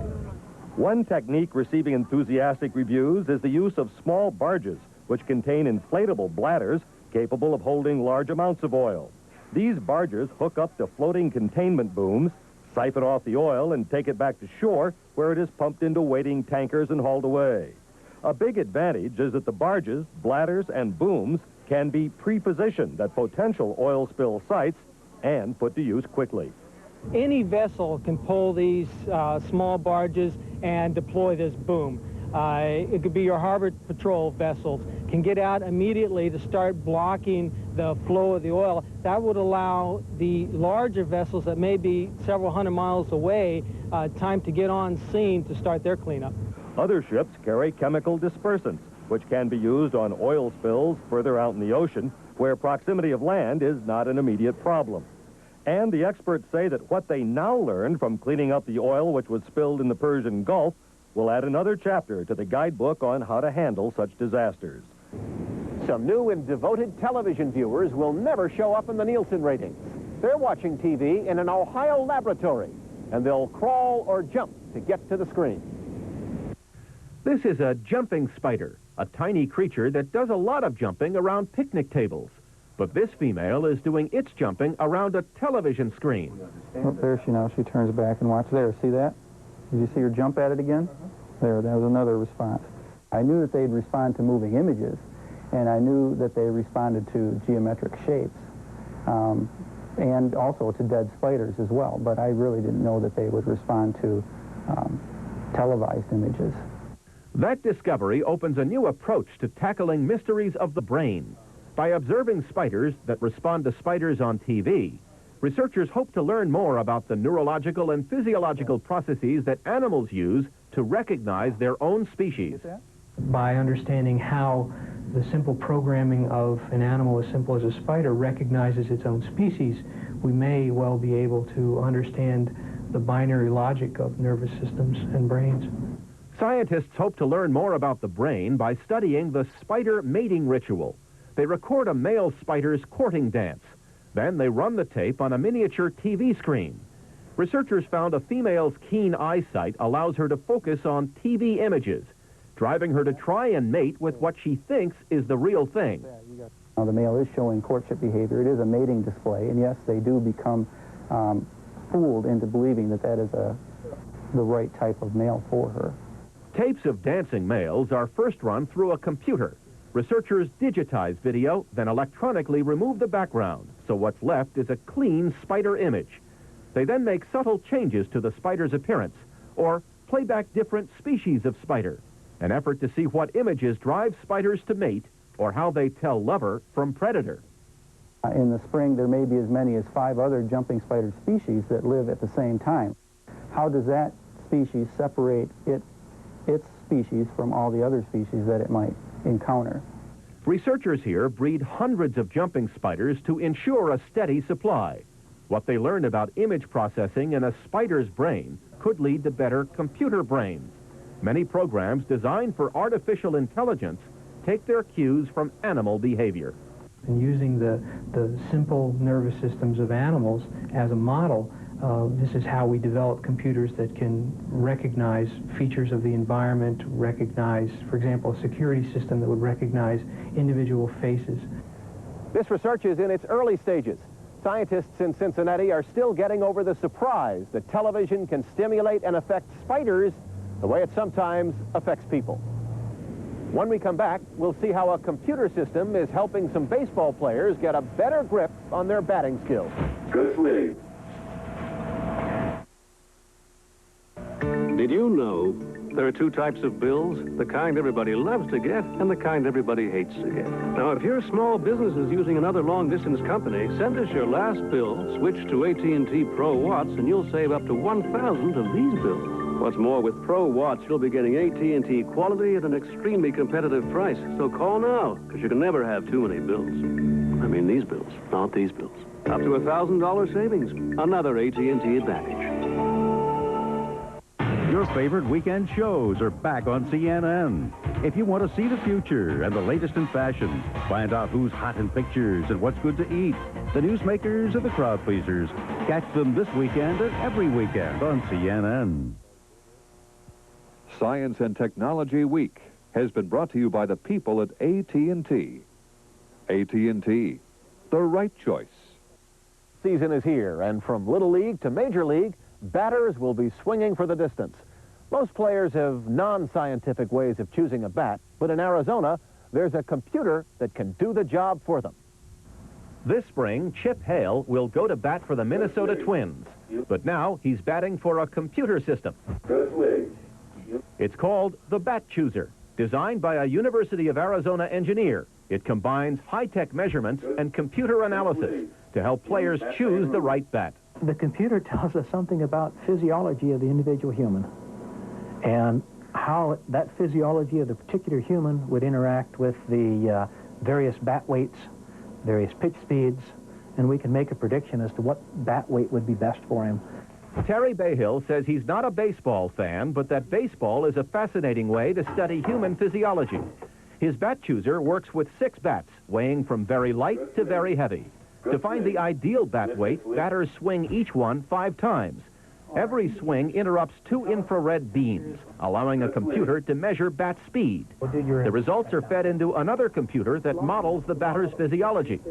Using equations of physics, the computer plots ball speed against bat weight and predicts the best bat for the best power. In Chip Hale's case, it says his 32-ounce bat is too light for heavy hitting. So it says let's use like a 40-some-ounce bat. It's going to go faster, yeah. I mean, you miss a real lot. Yeah. But when you really do connect, it's going to go. This is an interesting experiment. I've never seen anything like this before, and if it can help me at all, I'd like to use it. The San Francisco Giants used it in 1989, the year they won the pennant. Bayhill admits one may have nothing to do with the other, but the Bat Chooser did confirm 80% of the Giants already know how to pick their bats. But younger players who try to copy major leaguers often use bats that are too heavy. Before the Bat Chooser, Bayhill's 11-year-old son, Zach, swung a 26-ounce bat. This green curve is the batted ball speed. It says that right in here, this is where the ball will go the fastest if he uses bats in this range. The Bat Chooser found only a 21-ounce bat is enough to give Zach up to 10% more clout. For a little leaguer, the fences are at 240 feet, 10% will be 24 feet. That might be a significant difference. So far, Chip Hale is one of only a few dozen major leaguers who've tried the system. Players are superstitious about their bats, and Bayhill says it's still hard for science to compete with superstition. Out of here! And that's it for this edition of Science and Technology Week. Next week, we'll see how U.S. Customs officers use technology to find drugs and other contraband.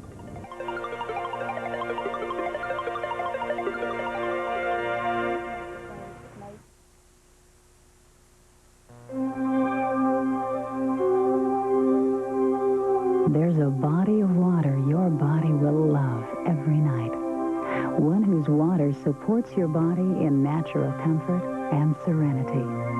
A body of water that warms you, leaving you refreshed and invigorated. A waterbed. Take this feeling to bed with you. Call 1-800-999-SLEEP for the nearest accredited dealer and a free brochure. Prodigy. You gotta get this thing. I don't know how I did without it. And I'm doing this stocks. I never played stocks in my life. You want to know about your bank? Boom, boom, bingo. I'm making money. You're making money. With this finger, John. This finger. Yes, it saves me a lot of time. I mean, you can even get the scores before the paper does. While the game's in progress. What's that? Baseball scores? We got it. Prodigy is the online service that connects your computer to news, shopping, sports, and now an encyclopedia. All for only $12.95 per month. All right. Prodigy. It's great service. You gotta get this thing. Prodigy. Stores everywhere. Grapefruit should be eaten in the morning, and only in half. The man who wrote the book on Florida grapefruit is out the door. You don't just have to have it in the morning. You can feel it anytime you feel it. Like it if you like it as a treat. You just can't beat it. Grapefruit anytime. Grapefruit, fresh from Florida and Florida's Indian River. You don't just have to have it in the morning. Hi, this is Larry King. I hope you're having a wonderful weekend. Hope you join us all next week for Larry King Live. More returning heroes, returning POWs, and Mike Tyson. All next week, Larry King Live, 9 Eastern on CNN.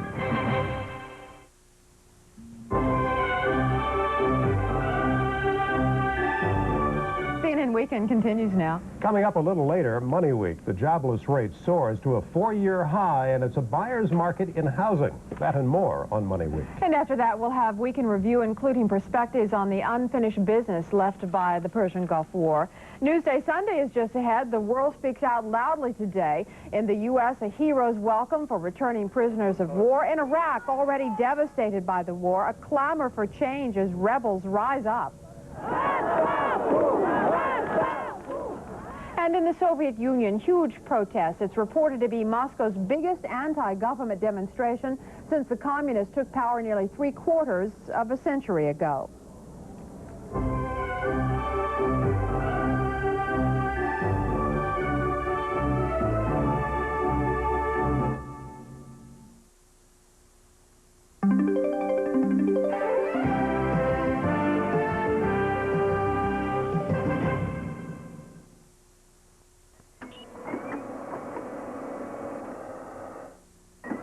While the competition only offers a 3-year warranty plan, TaylorMade Office Systems offers an exclusive 5-year warranty plan on their Canon NP copiers with all of the guarantees in writing. Remember that the next time your copier company feeds you the same old line.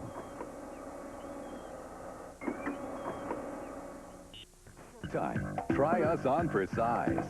Showtime presents our free preview weekend March 1st through March 3rd. Tune in for She-Devil, Someone get this deranged woman out of here. Psycho 4: The Beginning, a Showtime original movie, Sex, Lies, and Videotape, Are you having an affair? and much more. The Showtime free preview weekend, March 1st, 2nd, and 3rd. Showtime. We entertain you like no one can. It's on. The biggest event of the year for California sportsmen, world-famous fly fishermen, big game and bird hunters, top bass pros and sport fishing experts. Special appearances by outdoor humorist Patrick McManus, the world's largest display of record-class mule deer, fishing boats, hundreds of guides and outfitters. One of the world's finest sportsman shows, the spectacular 15th Annual San Mateo International Sportsman's Exposition, March 6th through 10th at the San Mateo Fairgrounds Expo Center, next to Bay Meadows. If your estate is worth $3 million or more, you can save a fortune on your estate taxes. We guarantee to reduce your estate tax cost up to 90%. Effectively reduce your 55% estate tax bracket to 10% or less. Pay your estate taxes at 10 to 30 cents on the dollar. On appreciated property, avoid all capital gains tax, gift a substantial amount to charity, and have your estate taxes paid for you at no cost. Finally, increase your $10,000 annual gifts to $1 million at no additional yearly outlay. I'm Barry Kay of Barry Kay Associates, one of the leading wealth creation companies in America for 28 years. Our Wealth Creation Center's representative in the Bay Area is Michael P. Hanley, a principal of First Financial Resources. For one of the most respected financial advisors, call Michael P. Hanley at 937-0600.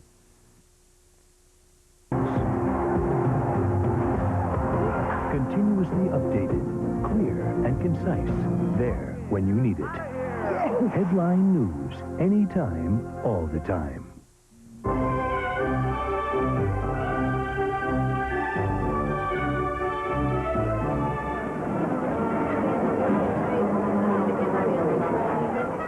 A tarmac teeming with hugs and kisses. Cheers and tears as former POWs come home. CNN Weekend continues with Newsday Sunday. I'm Dave Michaels. I'm Molly McCoy. 21 former U.S. prisoners of war are home from the Gulf War. They arrived about an hour ago at Andrews Air Force Base to a fanfare welcome. The group included 2 women taken prisoner by Iraqi troops. The former POW said they had been struck by their captors and given only bread and water. This is what their homecoming looked like.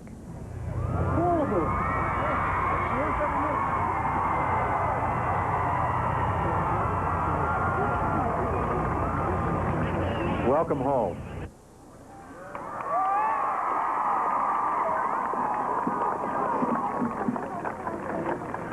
Every American, every man and woman who cares for freedom owes you a very special measure of gratitude. Americans in every part of this land have been so proud of your heroism, your professionalism, and your skill. Your courage was brought home to us in every victory you won, in the bravery and determination you showed while enduring captivity. When you faced fear in battle, you faced it with friends at your side, but you have also faced fear in solitary cells, alone, unarmed, and vulnerable. Our enemy thought he could use you to weaken America's resolve and undermine our nation's will to see this war to its end. His judgment could not have been more wrong. The President and the American people would not rest until you and the entire Kuwaiti nation were free. Chief Warrant Officer 4, Guy Hunter, United States Marine Corps. Lieutenant Colonel Jeffrey D. Fox, United States Air Force. Secretary Cheney, Major Joseph, General Powell, families and friends both here and around the world. Someday, and I say someday, not Sunday, someday finally came, and we're glad to be home.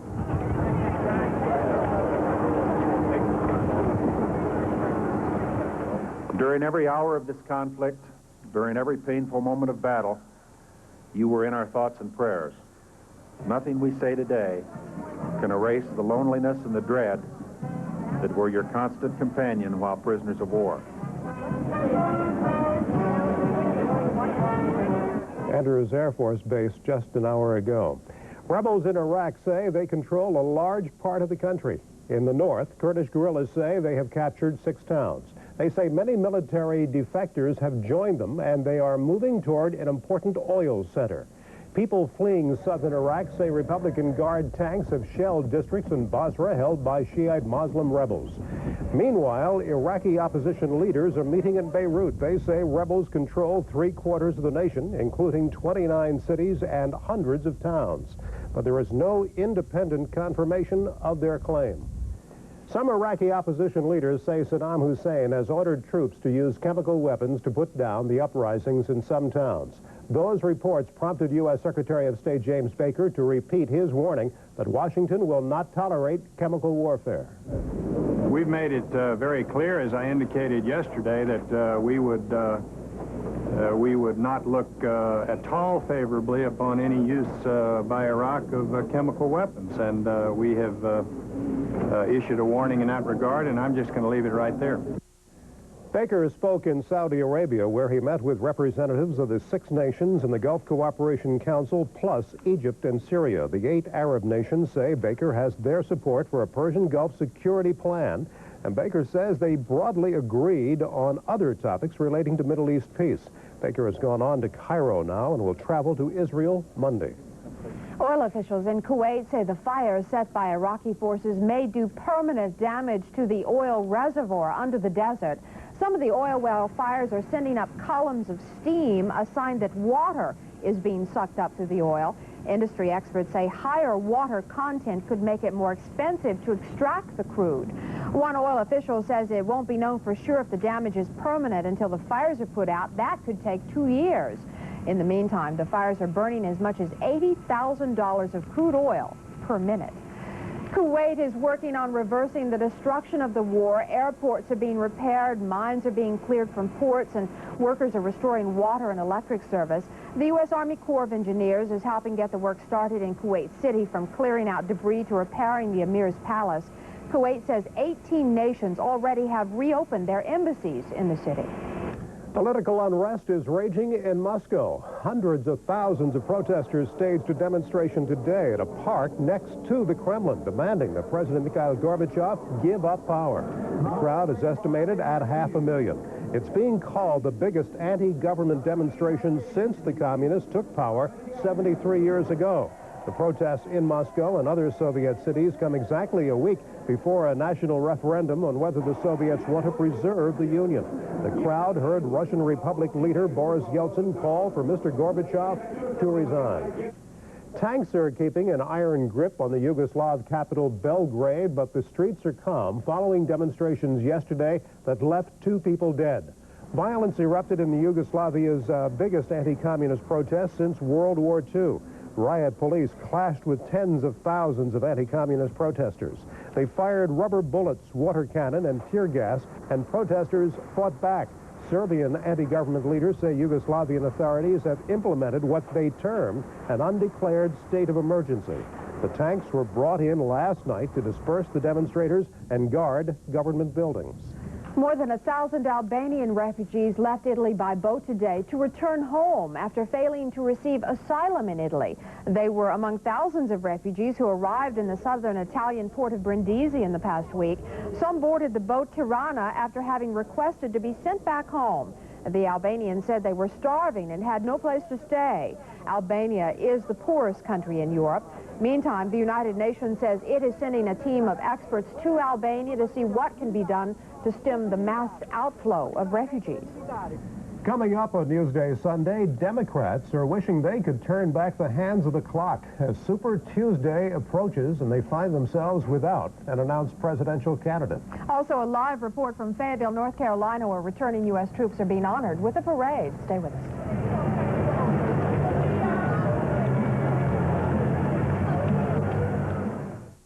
Calumet Farm in Kentucky has produced more legendary racehorses than any other stable. Whirlaway, Citation, Alydar. When excellence becomes a tradition, there's no end to the greatness. And it doesn't happen only in horse racing. Ford has set the pace in the auto industry from the outset. And with billions of dollars invested in models like our new Crown Victoria and Grand Marquis, we're going to stay out in front. Ford Motor Company. I know where to get my brakes done right. Come to Midas. You get a lot of value for the price, and you get something else. Peace of mind.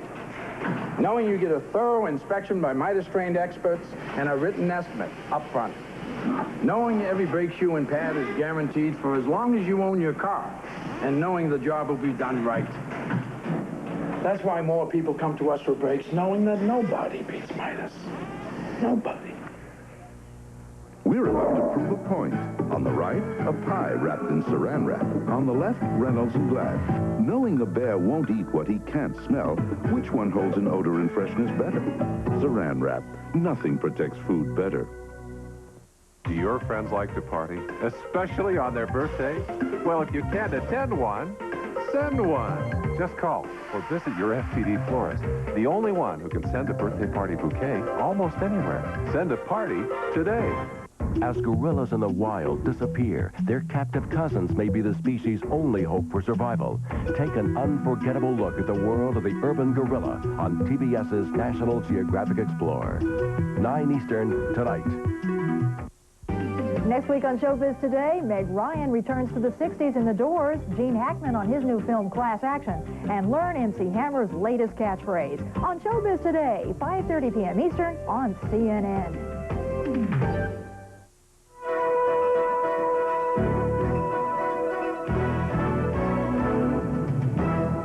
Pride and patriotism swelled in the United States during the Gulf War. One community even scheduled a support rally for today to demonstrate its spirit. The troops are on their way home, and a rally has now become a homecoming parade.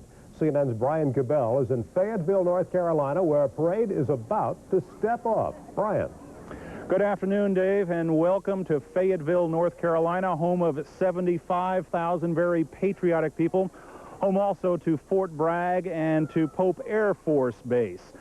What we are doing today is getting ready for a parade and rally, a so-called red, white, and blue parade and rally. Originally, about 6 weeks ago, it was scheduled to be a Support the Troops rally, but now with events changing overseas, it is a victory parade and rally. In fact, on Friday, we had our very first troops arriving home here in Fayetteville.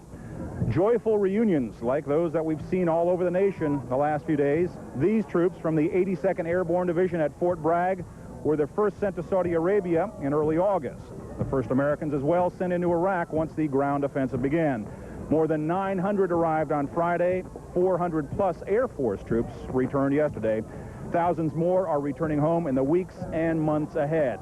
And as we said, we are now getting ready for a victory parade, expecting up to perhaps 50,000 people. One of the organizers, Robin Legg. When you started this, Robin, some 6 weeks ago, any idea it would develop into something like this? We had no idea. Then it was just a support group. The troops were fighting. The timing couldn't be more perfect, and it has just blossomed to a huge and very exciting event. We're just thrilled. This is more than just a community, a local community parade, I guess, huh? Absolutely. We're expecting people from all across the nation, Alabama, California, New York, Virginia, just groups coming, people that have daughters or sons are still over in Saudi Arabia that just want to come support them here today. Is there something special about being a military town? It seems different from most communities. It's very special. I'm a native of Fayetteville and have grown up with the military. They add so much to our community and really make it a very cosmopolitan area. And we're grateful to them. It certainly adds to our economy. Thank you very much. Once again, that is Robin Legg, one of the organizers of this rally. The parade is scheduled to get underway here in about a half hour or so. It will be coming down Hay Street, the main street here in Fayetteville. What we will have here will not be big-time celebrities, big-name celebrities. We won't have elaborate floats. This will be a small-town parade. What you will see on display here this afternoon is the heart and soul of America. This is a military town welcoming home the troops from overseas. They are truly their heroes. I'm Brian Cabell, CNN Live in Fayetteville, North Carolina. Thanks, Brian. Congress is working on plans to extend extra benefits to both regular and reserve forces who served in Operation Desert Storm. The Democratic and Republican Party in each house assigned a task force to put together the benefit packages, and they have come up with similar proposals. Both parties want to double life insurance to $100,000, up from $50,000. They would increase imminent danger and hostile fire pay to $150 a month from $110 a month. Other steps would relate to taxes, unemployment insurance, and student loan payments. The benefits would be retroactive to August 1st when Iraq invaded Kuwait, and they would end once regular troops are back in the U.S. and reserves are back to civilian life. As U.S. troops arrive home on a crest of victory, the challenge for the Democratic Party is clear: how to unseat a remarkably popular Republican president in 1992. CNN's Candy Crowley has more. Is there anything for these Democrats to smile about? It's only about a year until Super Tuesday, the most significant collection of presidential primaries, and these folks are facing a competitor approaching a 90% public approval rate. They don't see any tough guy out there who's likely to beat President Bush in 1992, and as a result, they think that'll have consequences for Democrats at the state and local level because they'll have a weak ticket at the top.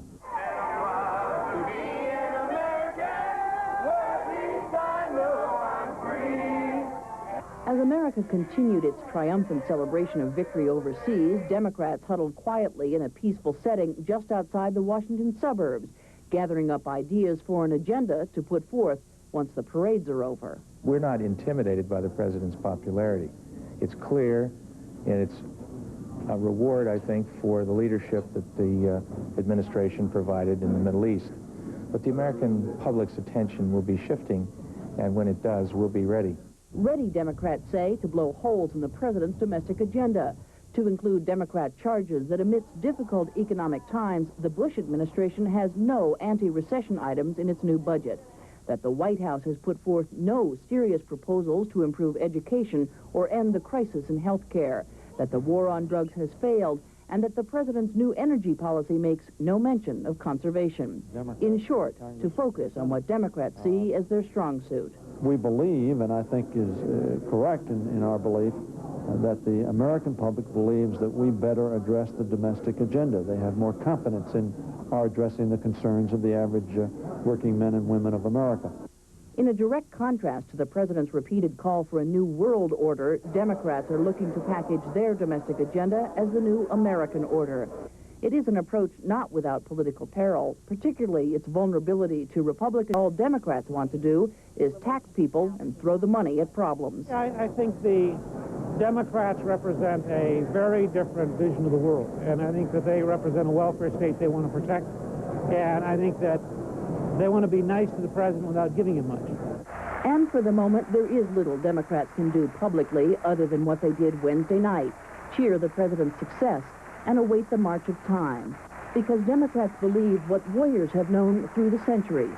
Sic transit gloria, all glory is fleeting.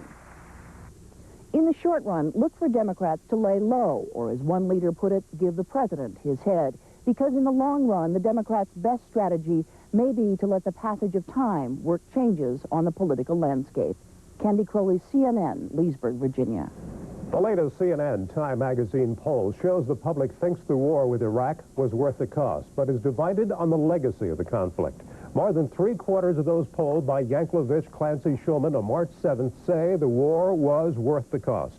But fewer than a half of the 1,000 respondents believe the Middle East will be more stable in the future.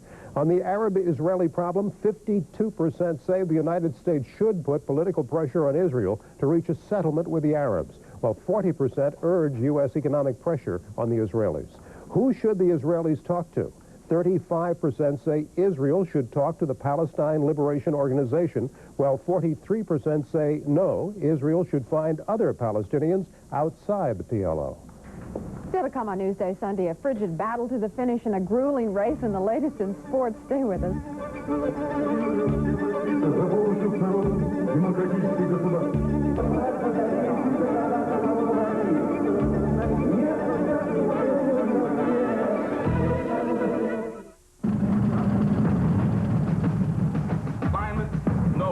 And go out and do it with some aggressiveness. Why is it that some people constantly manage to reach heights others can only dream of? A few towns in western Pennsylvania have produced more football legends than any other place. We play with poison. Dan Marino. We know at the end of this Johnny Unitas. George Blanda. What is it about these towns that gives birth to such greatness? Fierce pride, tradition, an obsession with excellence. The very things that drive us at Ford Motor Company. When leadership is in your blood, you push yourself to greater and greater heights. Our 1991 four-door Explorer and Escort have recorded the highest customer satisfaction ratings in our history. And starting right now, you'll be seeing more new models and exciting innovations from Ford and Lincoln Mercury than you've seen in years. America fell in love with Ford in the 80s, and we're going to be even tougher to beat in the 90s. Ford Motor Company.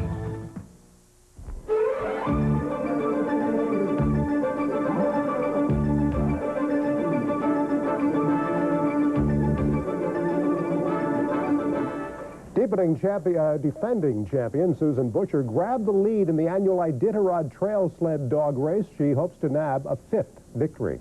Mushers are racing up the frozen Yukon River on a trek which covers more than 1,000 wind-swept miles.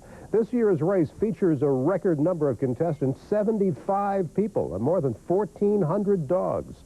The race commemorates an historic 1925 relay of diphtheria serum to Nome, Alaska during an epidemic. At Trail's End, food, rest, and a $50,000 first prize. Not bad, 50 big ones. Ron Hyden to take a look at sports now. This is one of those junk food weekends. You just sit in front of the TV set, pile it in while you watch all that basketball. March Madness, they call it. Conference tournament finals winding down today, but it's just a start of so much more, all leading up to the big tourney. The wacky world of college basketball provided WAC fans with a thriller last night in the title game of the conference tourney in Laramie, Wyoming. WAC champion Utah against the BYU Cougars, and what a ball game. 44-42 BYU, under 10 seconds to play. Utah's Walter Watts gets fouled on the stuff. He misses the free throw. We're tied at 44. Overtime, 49-45 BYU, but Byron Wilson nails a three-pointer. We're all tied up at 49. 51-49, the Cougars on top, less than 5 seconds left. Josh Grant finds a wide-open Tyrone Tate, and Tate blows easy, too. And the follow-up, a heartbreak for him, but not for BYU. They go on to win it in overtime, 51-49. Out Big West tournament way, UCSB and number 1 UNLV, Jerry Pims Gaucho's in for a long night. Rebs doing it all. Larry Johnson on the slam. Then it's Anderson Hunt's turn.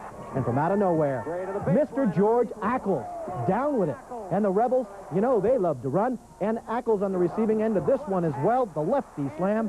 How about a smile, Larry Johnson? They should be smiling. The Rebels have won 40 in a row. All right, let's set it up for you now. 7 automatic NCAA tournament berths will be earned today with 7 conference title tilts on tap. UNLV and Fresno State from the Big West. The Rebs looking for their 41st straight victory. The ACC championship game matches rivals Duke and North Carolina at 2:30 Eastern. In the Big East final, 22nd ranked Seton Hall goes up against Georgetown. That ball game is late in the first half. Seton Hall on top, 29-26. The Big 8 Conference Championship will go to the winner of the Nebraska-Missouri encounter. Nebraska goes anyway because Missouri is on probation. Alabama meets surprising Tennessee for the Southeast Conference Championship. Arkansas and Texas going at it in the Southwest Conference. The Longhorns handled the Razorbacks just 1 week ago. And last, but certainly not least, Eastern Michigan or Toledo will earn the automatic bid out of the Mid-America Conference. Eastern Michigan has the lead late in the first half in that one. We're just hours away from knowing the 64 teams that'll make up this year's NCAA tournament field. 7:30 Eastern, Dan Hicks and Mark McKay will sort it all out for you on CNN Sports Sunday. We'll tell you who's in, who's out, why, and why not. All that coming your way at 7:30 Eastern. I'm Ron Hyde. The news continues now with Molly. Thanks, Ron. A look at the nation's weather picture coming up on Newsday Sunday.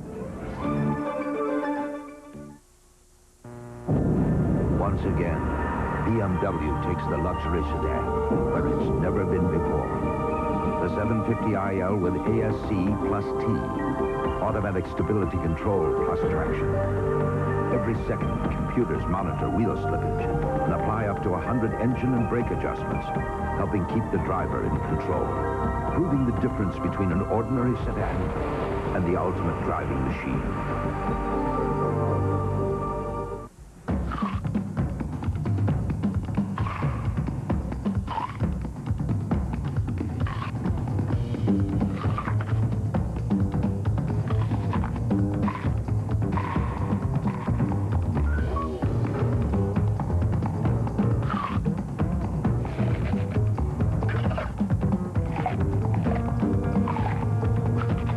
Washington apples. They're as good as you've heard.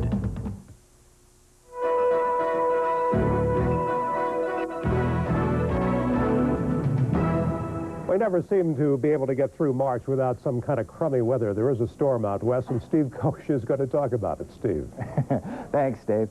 Hi, everyone. We're watching the big system. Now, this is just the first in a series. There's actually 2 more. One's right here. You can kind of see it. Another one is hiding right behind the Aleutian Islands of Alaska up there. Both of them are going to sneak in. Actually, you can't miss them. They're really going to punch their way into the West Coast in the next couple of days, so be prepared for that. Looks like a stormy scenario for the west, but hold on. It doesn't mean you folks in the Central Plains or in the east are out of the woods yet, because this system, as it moves in, is going to drop into the Central Rockies, and then by tomorrow it's going to move into the northern Central Plains, and it's going to spell snow, winter weather all through the northern plains, moving to the Great Lakes and the Northeast as the week progresses, so be prepared for that. Here's our weather movie, the loop of the clouds showing where they were 24 hours ago, bringing you up to the current time. Here's a big pool of moisture, the first front right here. And right behind it, notice the cold air pocket. That's indicative of the clouds that are speckled about there. That will drop the snow level substantially, so we're expecting about 6 to 12 inches of snow in the mountains of the west at least. And then the next system begins to appear. You see it right there? And even another one behind that. Central Plains right now, some high thin clouds and a good southerly flow, and that means the temperatures are really warming up substantially, as much as 10 to 12 degrees warmer today than it was just yesterday. Little thaw taking place in March there. But meanwhile, on the right-hand side of a high-pressure system, which is located here, it is driving in some cool air all the way down to the south. As the passage of a front has moved through Florida, temperatures are nosediving. Hollywood, Florida, yesterday, 90 degrees. Miami got to a record high of 88. Today, both of those cities will be in the 70s, so a substantial drop. Here's our map for this Sunday afternoon. Pick out your home state, see how things will be looking. If you're anywhere in the plains to the south of this area, the warm air coming up, you'll see that temperature rise, as evidenced here by Minneapolis, St. Paul. Yesterday's temperature 38 today, or 36, going to 48 today. On the cool side, you can see Miami cooling down substantially. Here's our forecast map now with that high-pressure system in the lower Mississippi Valley. Sunshine throughout this entire region, although some high, thin clouds already moving in advance of that winter storm that's moving into the west coast. I think most of the rain and snow will be Central California, Northern California, as well as Nevada and Oregon and Washington. Southern California will pick up some cloud cover, that's for sure. Same thing for the Southwest, but you won't see much in the way of rain from this system, perhaps the next two after that. How about some events taking place this weekend? Notice the snow flurries up in the northeast. Well, that will spell good news for the cross-country ski derby in Killington, Vermont this afternoon. It'll snow and 30 degrees. Here's some other forecasts now for this Sunday.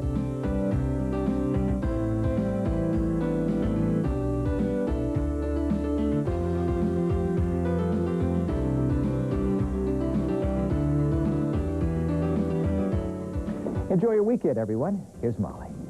Thanks, Steve. In the Gulf, the British desert rats are packing up and leaving for home. The happy troops are pulling down tents. They're heading off in truck convoys and the boarding planes. The departing soldiers talk about the great camaraderie in the desert and the good times that await them on the home front. What are you looking for?